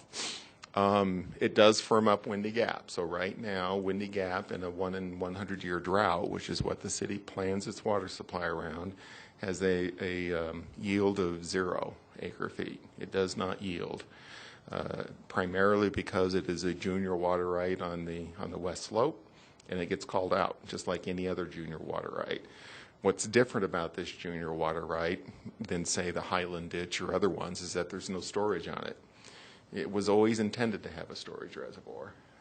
Frankly, looking back on it, hindsight is always really great. Looking back on it, we probably should have bit the bullet back in 1985 and built the reservoir and paid the amount back then. But, we didn't, and none of the cities did, and it's come around now. And again, this has been in the works for many decades, as Todd Williams spoke to you about.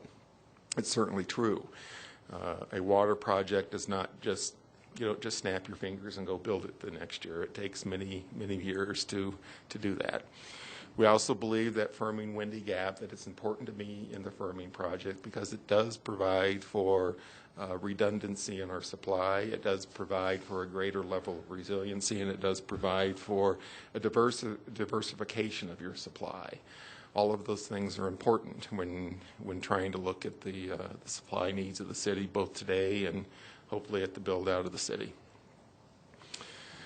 And so that gets us to the issue of the financing issue. As we have told council, we have about $28 million in reserves that we have set aside for the project over the last probably decade of time that we have been working on it. It does take an additional $16 million to reach that 10,000 acre foot of participation level. And so we had 3 different options to fund that additional $16 million.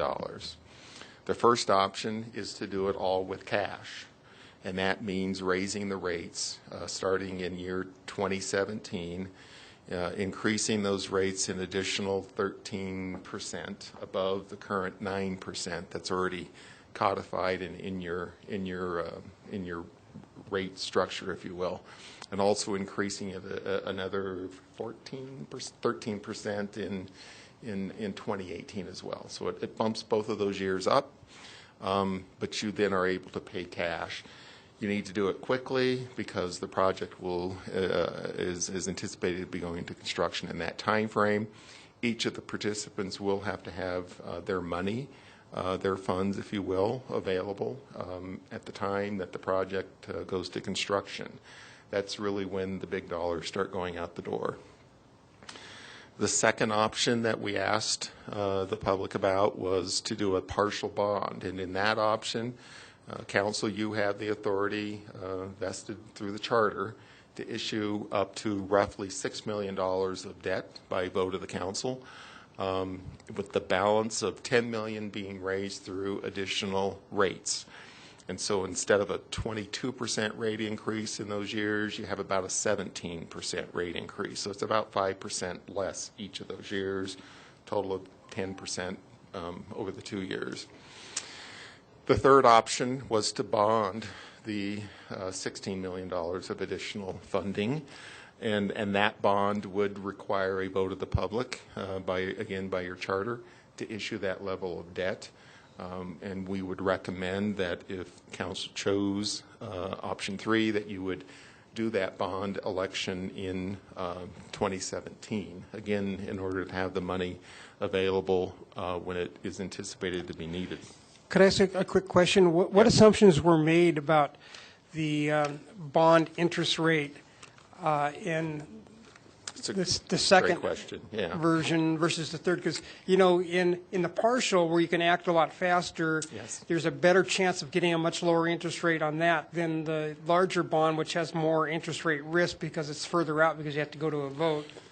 And Mayor, you're saying exactly what I was going to go into, was some of the choices, if you will, between those 3 options for the council to consider. And one of those certainly is with option 2, the council, you would be in control of the timing on when we would be able to issue the bonds and go to the market.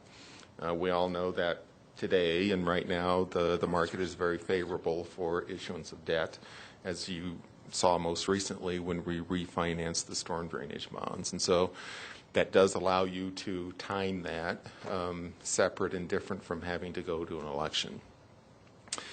Options 2 and 3 both allow the council to continue to assess a windy gap surcharge on all new water taps. Option 1 does not allow that to happen. The reason being that that surcharge is intended to pay back debt, and if you don't issue debt, you can't be charging a surcharge, if that makes any sense to you. And so there's that consideration as well. Obviously, being able to charge that assessment against future taps does allow for an offset of the cost to not all be incurred by current ratepayers, but to also be shared by future customers through the purchase of their water taps in the future. So did want to make that clear as well. This is the same. Councilmember Moore. Sorry. Thank you, Mayor Coombs. So Dale, is that $28 million in cash reserves is the accumulation of that surcharge? Is that primary source of that fund? No, I would say the primary source of that is between your operating fund and your construction fund. There is a pretty sizable amount coming from the Water Acquisition Fund, which is when new development pays its cash in lieu. Instead of bringing us water rights, sometimes they pay us cash. All of these funding alternatives have certain assumptions. One assumption is that we would zero out what is known as the Raw Water Fund, which is a fund that was created when the city sold its high mountain reservoirs way back in 1990. That money is still sitting there, has been set aside for water supply. So that fund gets zeroed out.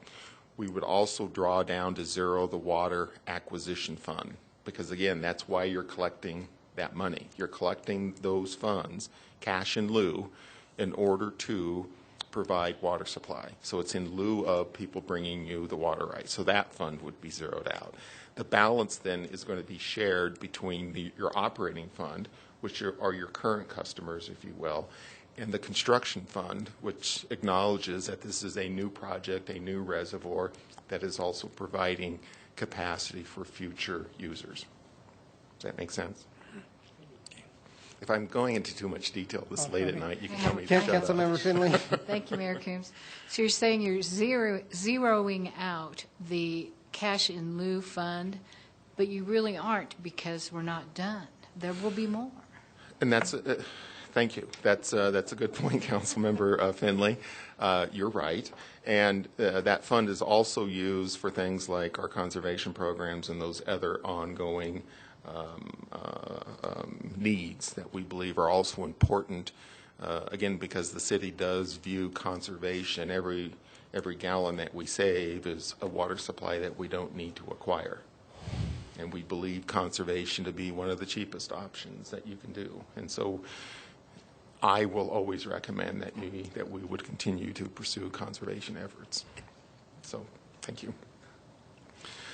This is a chart you've all seen before. Essentially, not to belabor it, it shows that the cash option is actually your lowest option over time, mainly because the rates get increased rapidly early on in the process, and they stay at that level.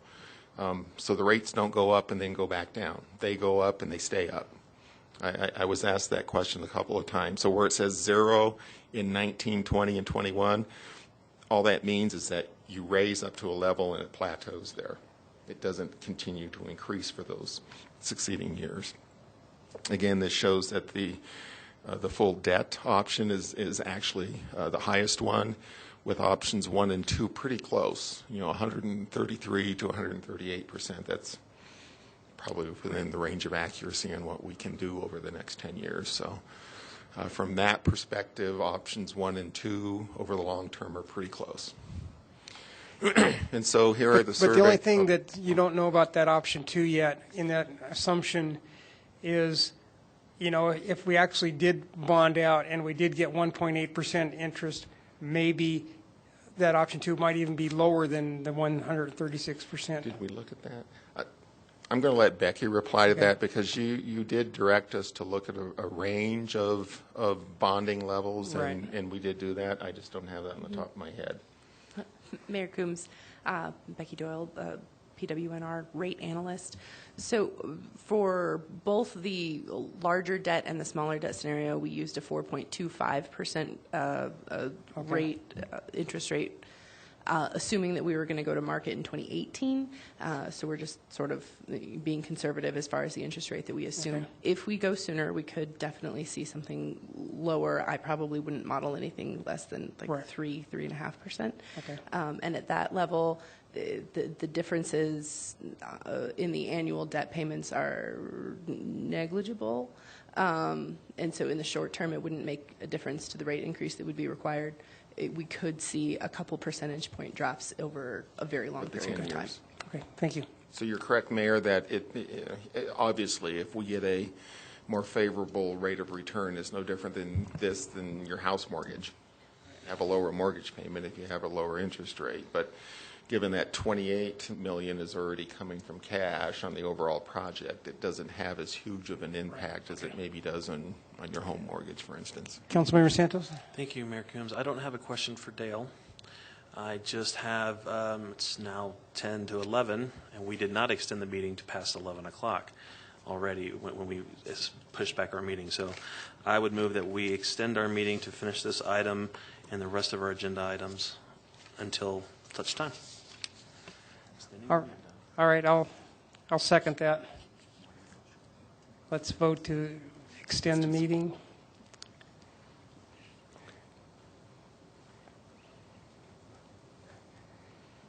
And that passes no. 5-1 with Councilmember Peck dissenting and Councilmember Bagley absent. So council will move this along and try to not keep you here any longer than you need. So these are the results, and again, we put these results in your packet. I believe the Times Call also ran an article on this. Essentially what this showed was that option 1, the cash finance option, had the highest level of support, with folks either strongly or somewhat supporting it at about 46%. Option 2 came in with about 40% of the public either strongly or somewhat supporting it. It's significantly less, though, on the strongly support, more on the somewhat support, but again, about 46 to 40%. And then option 3 actually came in with the lowest support of about 25%, either strongly or somewhat supporting it. I've got to admit, even for myself, I didn't expect that to necessarily be the result from the public on it, but that's what it is. And I do believe that the survey, we do have a staff here from NRC. If you have any questions about the methodology of the survey or how it was conducted or the reliability of the results as being representative of your overall constituency. Councilmember Peck? Thank you. Dale, what was the online survey? So the online survey, Councilmember Peck, really wasn't to vote as much as it was to give us your comment. There was a spot in there. It explained the project. It explained the options, and then we asked just for comment on generally what do you think about that. And we put all those comments in your packet, and I believe tonight we also gave you the additional comments that came in before we closed down that survey yesterday. Okay, thanks. So again, the Windy Gap firming surcharge is the item I talked with you about earlier on. It's similar to the Windy Gap surcharge that used to be on our taps as well. It does have a 3-year phase-in, and it can be used again in conjunction with options 2 or 3. We can't assess a surcharge on a cash-only basis. And so if you were to go with options 2 or 3, it would allow for the allocation of those costs of the project to future customers. So that brings me, I believe, to the last slide. Councilmember Peck? Do you want to ask a question, Councilmember Peck? Yeah, I'm waiting for him to Okay. pay attention. One more. Industries rates, are they going up at the same percentage that residential are going up? Yes. I think this is an across-the-board rate increase. Okay, thanks. And Councilmember Peck, City Manager Dominguez reminded me, we did also put at your table the web comment results, where on those they indicated the highest level of support for option 3. There was also an equal amount of support for none of the above.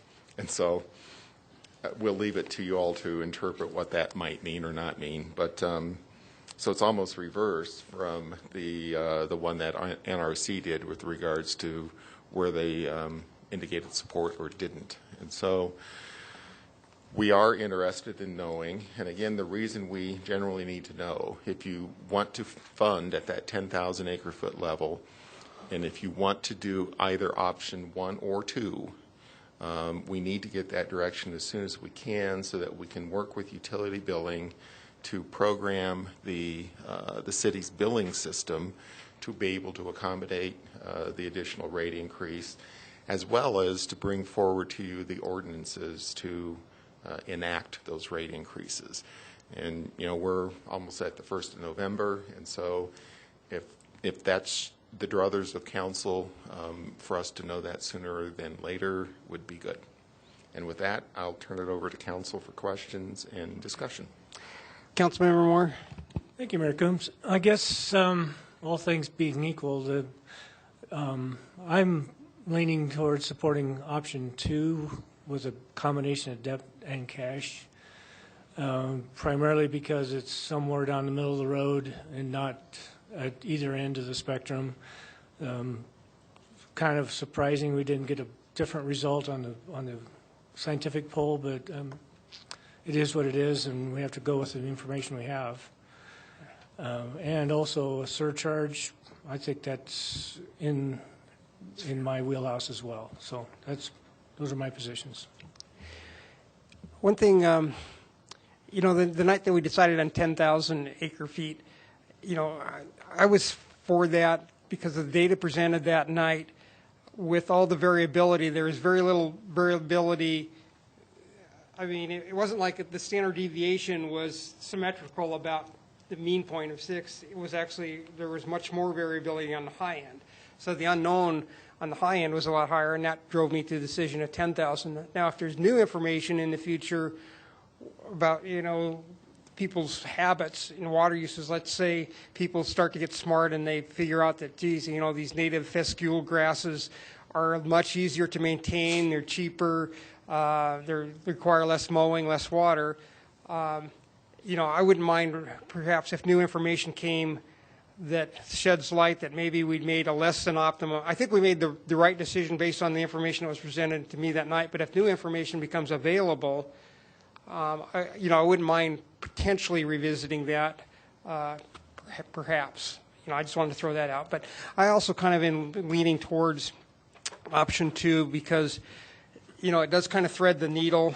I was surprised. I was totally surprised. You know, at first I said, it's probably a waste of time to even do this because I know that this is going to come back and 95% of the people want to defer costs and keep things cheaper. And so I was shocked. I was totally shocked.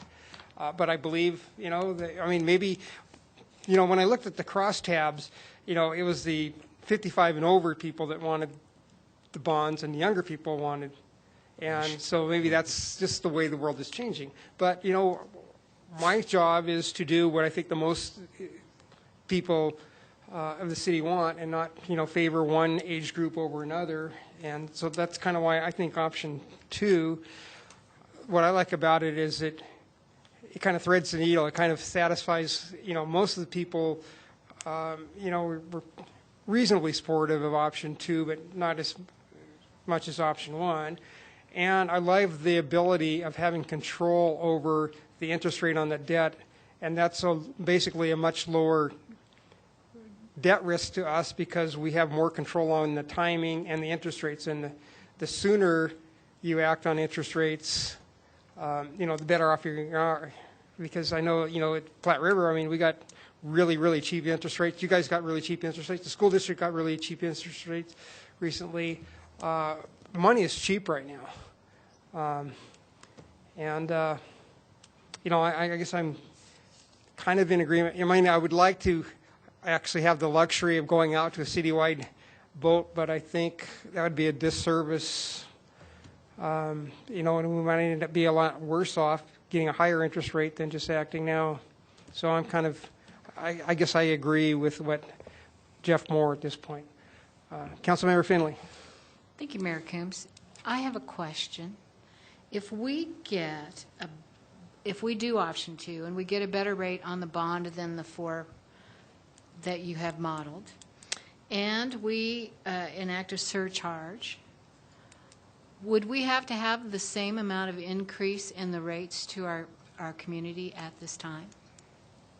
Mayor Combs and Councilmember Findlay, what I would say is if we got a wildly better interest rate, what we would do is rerun the models and we'd report that back to you, and it may allow for a less of an increase in the second year. That's when you'd be able to sort of make that adjustment. And with the surcharge as well? Couldn't you model that as well?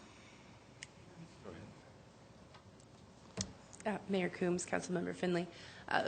We have modeled what the surcharge would be for each of the scenarios, and it would generate approximately $300,000 worth of debt, mostly additional revenue of that nature because it's not dependable. We don't like to model rates based on that until Yeah, we I get actually have that. it in the bank. I get that.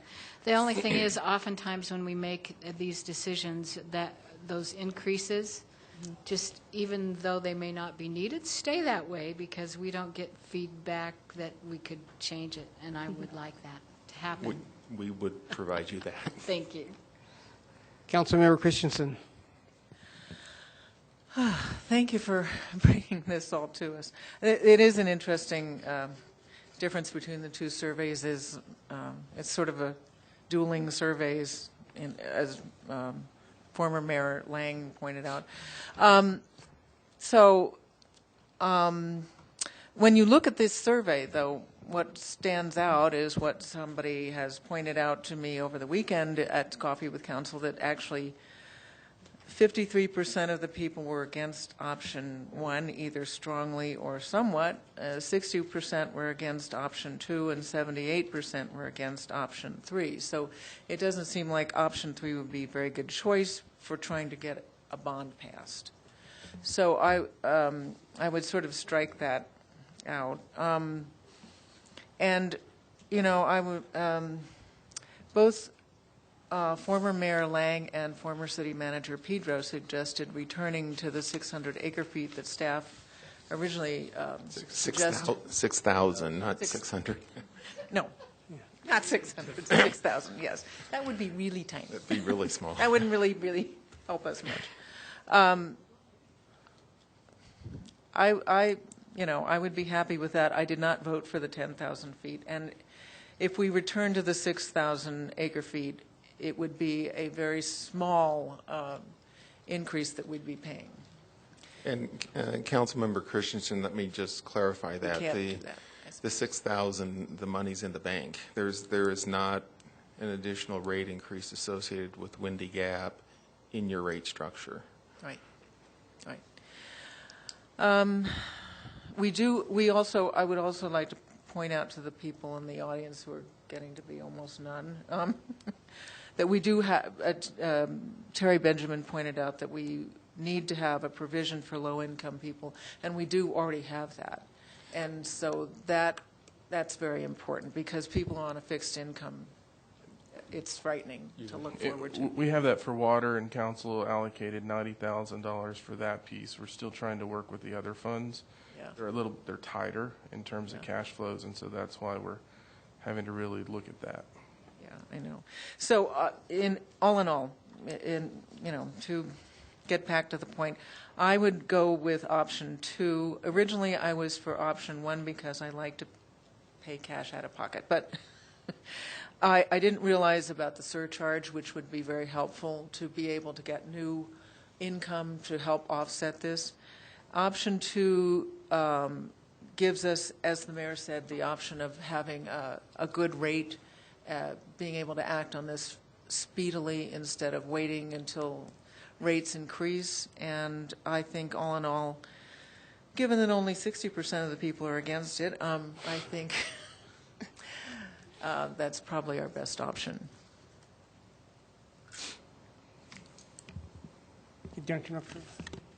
Councilmember Peck. Thank you, Mayor Coombs. I didn't vote for the 10,000 acre feet, mainly because staff recommended that we didn't need it. So when is this debt going to sunset? Excuse me, I missed that. When is? The cost of Windy Gap, when is that going to sunset with these rate increases? For the firming project, I would assume that we would issue 20-year bonds, which is what we normally do. So it'd be 20 years from the date of issuance. It's when the debt would be retired. Okay. Can we possibly state that as far as, I don't know how you would do it, to be quite honest, but would it be, tell me how we would do that. And that again, it would I'll be, defer to the city attorney on that, but I believe that would be in the enacting ordinance, that it would lay out the term. Okay. Very similar to the way you would typically lay it out in a ballot question, but your ordinance would lay out the length of the term, the repayment amount, and those kinds of things. I think that would be very important to the public, so that they have an end date and they know what they're paying for. My other question is both for Harold and Eugene. We have royalties that come from our gas and oil wells, and right now they're going to 4 funds: the general fund, sanitation, water, parks, and open space. Would it be reasonable to ask or to use the royalties over and above the historic needs for those royalties in those funds? For example, if you are getting to put on this debt, to sunset it earlier. Because if we are going to be doing gas and oil development, I think the public needs to see some of that progress and what we're getting for it. So if we can use those royalties to sunset this earlier, is that possible? Simple answer is yes. Okay. It depends, and so in terms of the royalties that go into the water fund, that's an easy yes, because that just stays within the fund structure, and they can use it to model in terms of what that impact would be. The open space is much different because that's codified and that went before the voters, and so just quickly, I would say that would be more difficult. I think then with the other funds, we would just have to look and evaluate whether or not that's an allowable use. So simple answer, yes. I think there's more details that we would need to look into. The other piece on that is modeling it would be a little difficult because you just don't know. Exactly. And so I think it's not something that you could put in the model up front. You would have to sort of see what's happening and then incorporate that into the model, and then it would really be something where you could look at offsetting as you were down the road once you had the practical experience of what occurred. Okay. So simple answer, yes, but a lot of work that would have to go into really evaluating that. I don't know anything that isn't a lot of work. So, and when I make that suggestion, I am not in any way saying that those funds should not have the royalties they need to operate, to whether it's hiring inspectors or above, it would be above and beyond what you would normally use. So can you just keep that in mind? Mm-hmm. Thank you.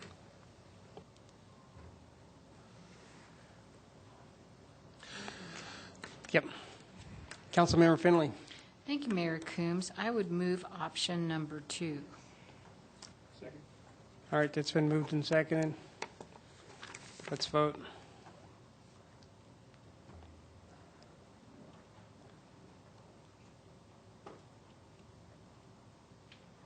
And that passes 6-0 with Councilmember Bagley absent. So, Council, with that direction, what we'll now work on is the preparation of the ordinances for the rate change, as well as the ordinance for the issuance of the debt. And we'll get those back in front of you as soon as we can, as well as the surcharge, to enact the surcharge for Windy Gap firming. America. Councilmember Peck? Do we need to have a discussion about my suggestion? I don't want that just to float away and never be brought up again. Do we have a discussion about something like that, or direction from you for staff to look into it? I don't know the... I do have one thing to add to that, Okay. Councilmember Peck. As it stands now, for those royalties that would be derived from properties owned by the water utility, Yes. those are all going into your water operating fund already. And so Correct. inherently, they will be used in that reserve to offset things like future rate increases or to offset potential early payment of debt. So those are all financial options that you would have. But I would think of this as sort of almost the way you look at your one-time funding in the general fund, because it's an uncertain revenue stream, as Harold was saying. Right. But certainly, given that they're going to go there, you also have debt in your open space fund. Correct. You could do the same kind of approach there, but again, they're going to be placed into those funds. So again, council, you'll have the discretion on how those are spent. I do have one. So that's part of the yes. I mean, there's multiple options within that option. if that is something that council wants us to consider, we can evaluate it. It's just going to be, over time. Right.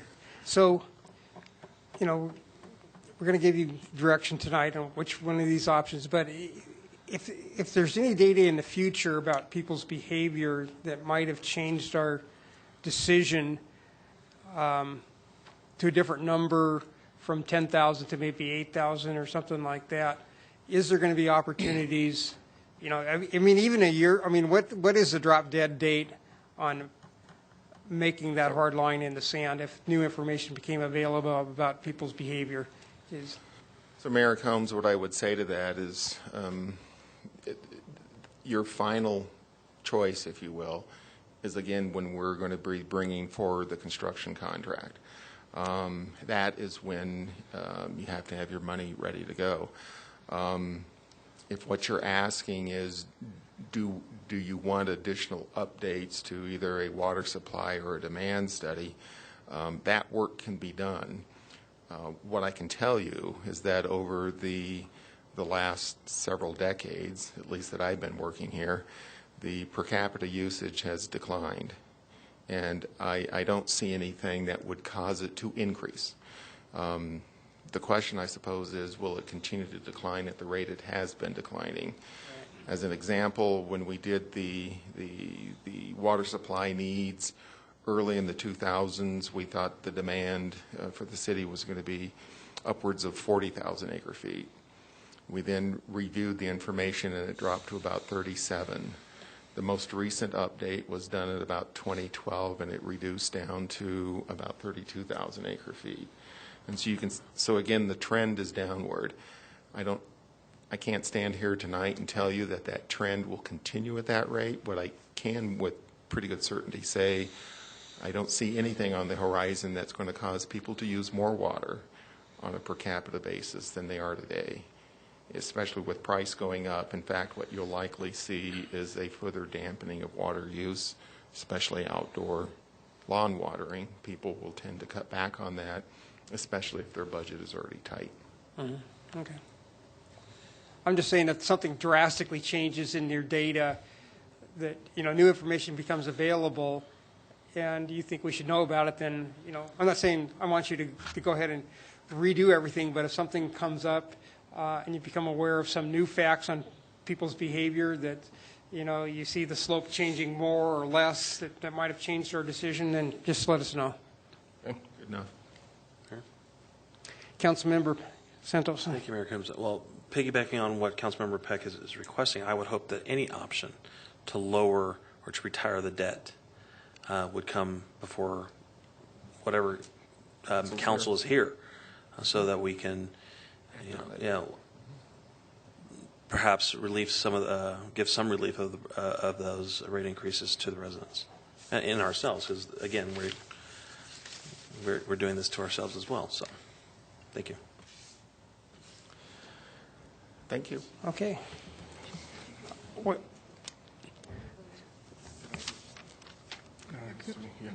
Ready for your next item? Yes. Which is the just to designate voting delegates to the National League of Cities annual business meeting. Okay. Councilmember Santos. Thank you. I'm flying back as soon as I can on Saturday, so I don't think I'm going to be able to make the business meeting. Plus, I'm not sure, but I'm on the nominating committee, so I'm already going to have a little bit of say in already with NLC. Not me. Councilmember Moore. Well, I'm flying out on Sunday, so I could be that person if council so chooses. Councilmember Finley. I leave on Saturday as well, but I don't think I leave till later. But I would be happy to nominate Councilmember Moore as our voting person. Right. I'll second that. I think you just need an alternate. Oh. Okay. Well, I could be an alternate, but I don't know that I'd be there the whole time. Okay. So don't get sick. Okay. All right, so let's vote. Voting for Councilmember Moore.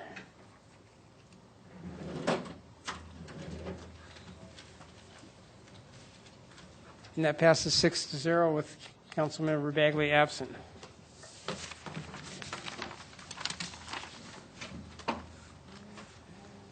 And now it's time for mayor and council, or excuse me, final call, public invited to be heard. Is there anybody in the public like to come speak? Okay, just come on down, line up one at a time.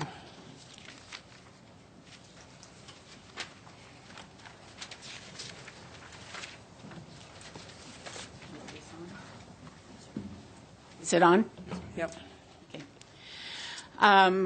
It's all well and good what Dale Rademacher had to tell us about explaining what the conservation easements say and don't say. However, if these should be challenged, well, before I say that, the pipeline issue is divided into two parts. Utilities, and the state of Colorado has already decided that primary utilities have eminent domain. And then pipelines outside of the realm of utilities. If the city were to decide that they don't want a pipeline infrastructure, oil and gas pipeline infrastructure, there's no guarantee that the oil and gas industry wouldn't sue to get their way. They have demonstrated over and over that they will do anything, and I will say anything, to get their way. And they're not going to change. They want what they want when they want it. So if this goes to court, what Dale said is all well and good, but how do we know that a court would see it the way it was intended or the way Dale presented it? We do not know that. In fact, we have a lot of evidence from the courts that they will favor oil and gas in their interpretations. State law only requires, and I have talked with someone who has a great deal of expertise in oil and gas pipeline infrastructure and the state law with regarding that. We only have to provide a method of transportation to get the resource from where it's produced so that it can be transported wherever it needs to go. That can be roads, that can be pipelines. There is nothing in the state law at this point that requires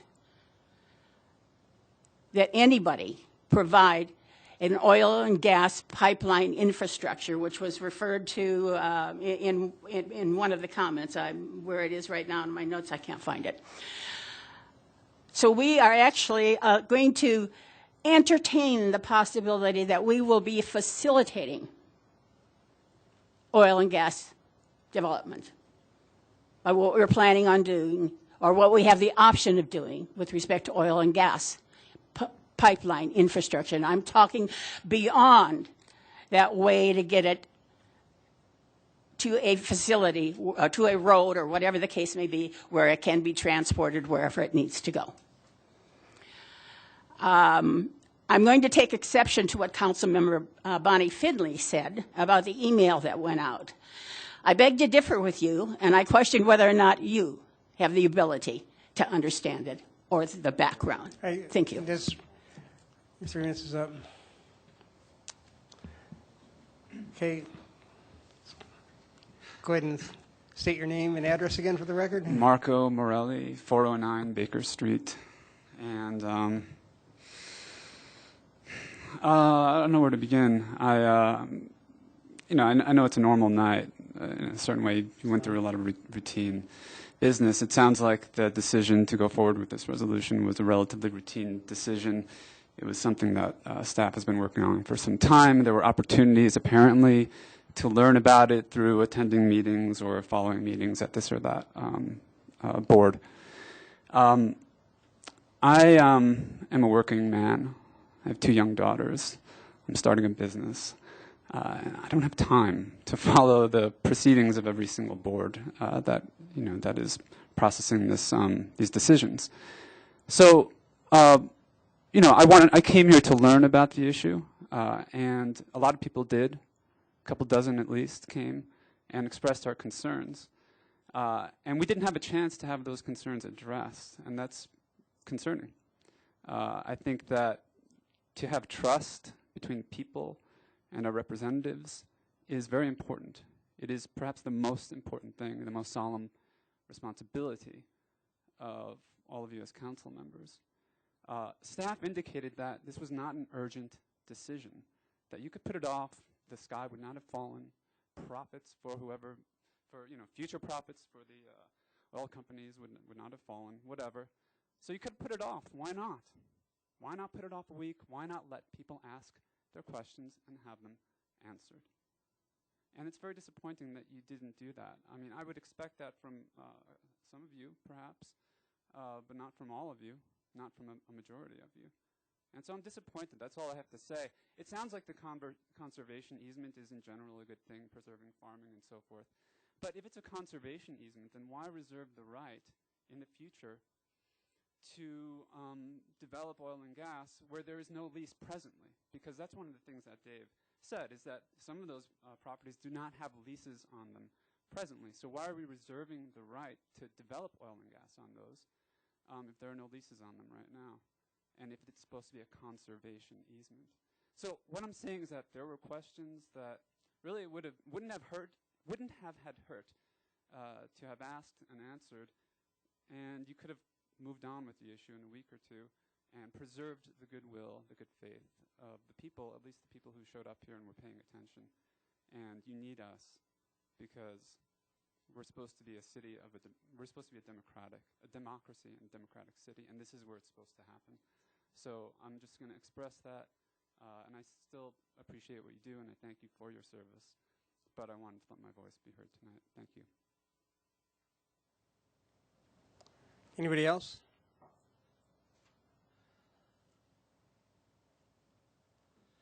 Darren Macca, 404 Baker. I'm going to echo the same sentiment. It's pretty disappointing.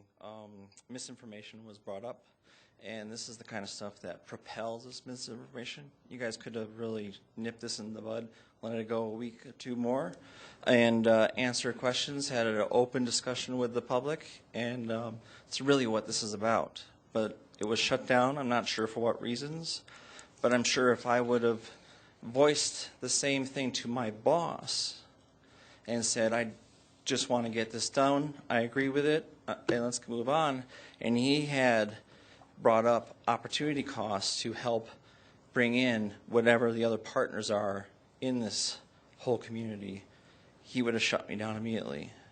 So you guys missed a big opportunity to help the people of this community understand what's going on. And again, you propelled this misinformation, if it is, That's all I got to say. Thanks.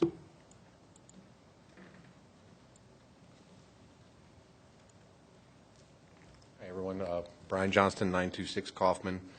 And it kind of stunned me tonight when I watched council decide we're not going to clarify the misinformation that's floating out there. That we are going to not address the concerns publicly that the citizens had. And what stunned me even more is that this was in response to something that a few years ago you had direct voter feedback from. It's very rare that you get direct feedback from voters. I know you do your surveys and things, but a ballot initiative that gave you direct feedback, and I just don't understand why you would not want to ensure the integrity of this process and ensure the citizens' faith in their city government by taking a week to let them further review this, putting together a panel, explaining it to them. I cannot understand the rationale behind this at all. So in the final statements tonight, well, first, before I say that, I would like to thank the two council members on the outside of the council. You were willing to be collaborative. One of you has been calling for transparency for the last couple of weeks on this, which is what is the way that public policy should be developed and implemented. In closing statements tonight, I'd like to hear from the four people in the middle as to why another week was that bad. when staff said there was no big rush.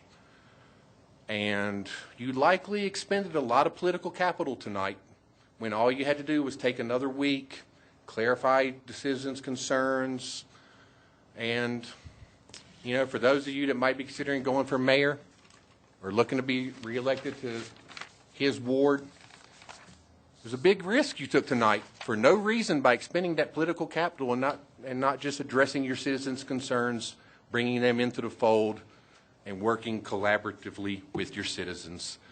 So if you would please, in your closing remarks, I would just love to hear from the 4 people who decided to move ahead without addressing and consulting the constituents of this city as to what the rationale for not one more week was. Thank you for your time. Somebody else would like to come speak? Okay, now it's time for mayor and council comments.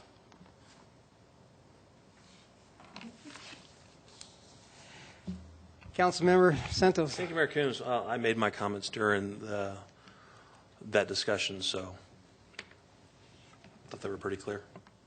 Councilmember Moore. Thank you, Mayor Coombs. I guess there are some trick-or-treaters going to be out next Monday night, so let's drive carefully and keep your porch light on if you want the little vandals to show up at your door and take candy away from you. And I know I'm going to have a whole truckload. So but just be aware, drive safe. It's going to be dark out there by the time they're out there. So let's have a good holiday and wish everybody well. And if you have any extra loot, you can bring it to council. Councilmember Finley. Thank you, Mayor Coombs. I thought our city staff did an excellent job of describing and telling us all about those conservation easements. I didn't think there was anything else anybody needed to know because they did such a good job of explaining it. We're not going to get beat this year on this can drive thing. We're going to beat the youth council, okay? Let's bring our cans in next week. Councilmember Christensen. To anybody who's listening who has little children, Councilwoman Peck and I had a delightful time distributing candy to all sorts of wonderfully dressed little creatures this morning, and anybody who wants to do that on council can do that again tomorrow at 10:15 or at 11 or 10:30 and 11, I think. So. I also wanted to tell people, even though I know it's late, I'll try to be brief. I went to 2 very good programs this week. Permanent supportive housing on a countywide basis. It was very, very interesting. All the planners gathered together. This was formed, it was requested originally by the Boulder County Consortium of Cities. And so the permanently supportive housing are the folks that really have difficult mental handicaps or physical handicaps, and they'll always have a hard time finding housing because they have a hard time finding jobs. So this was led by Joni Marsh, our director of planning, and also helped by Aaron Fosdick. And it was a wonderful exchange of ideas all around the county about what everybody's doing for permanently supportive housing.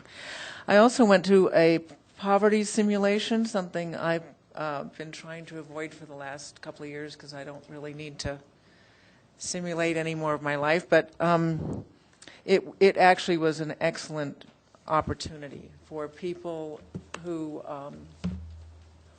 are not in touch with just how difficult many, many people in our community and in our country have with the issues of transportation, employment, child support, child care, rent, utilities, food, clothing, paperwork, debt. All of this leads us to, poverty leads you to exhaustion, despair, and rage, especially if your kids are involved. So it's a good reminder to people. And I want to thank the people who put it on. Thank you.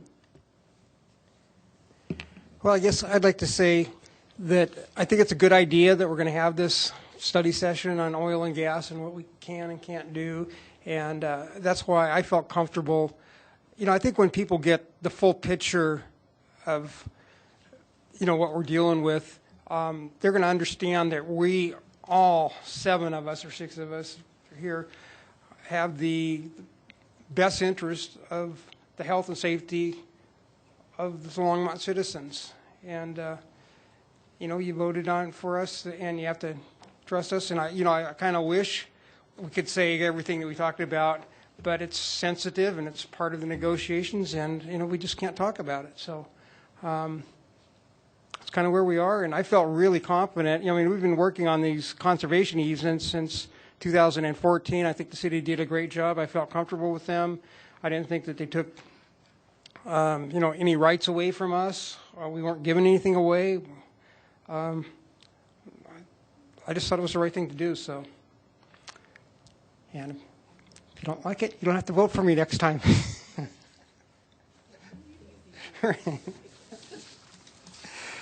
So, any city manager, any comments? Mayor, I would say based on that, it looks like we're going to look at whether the December 9th is a time frame for that conversation. We just need to get together with staff and see if we can pull it. Okay. December 6th, sorry. Okay, okay. But we need to get with staff to make sure we can make that timeline, just based on pulling it all together. But we'll be in touch with council, but Right. theoretically December 6th. Okay. No more City comments. Attorney, any remarks? No comments, Mayor. Okay, this meeting is adjourned.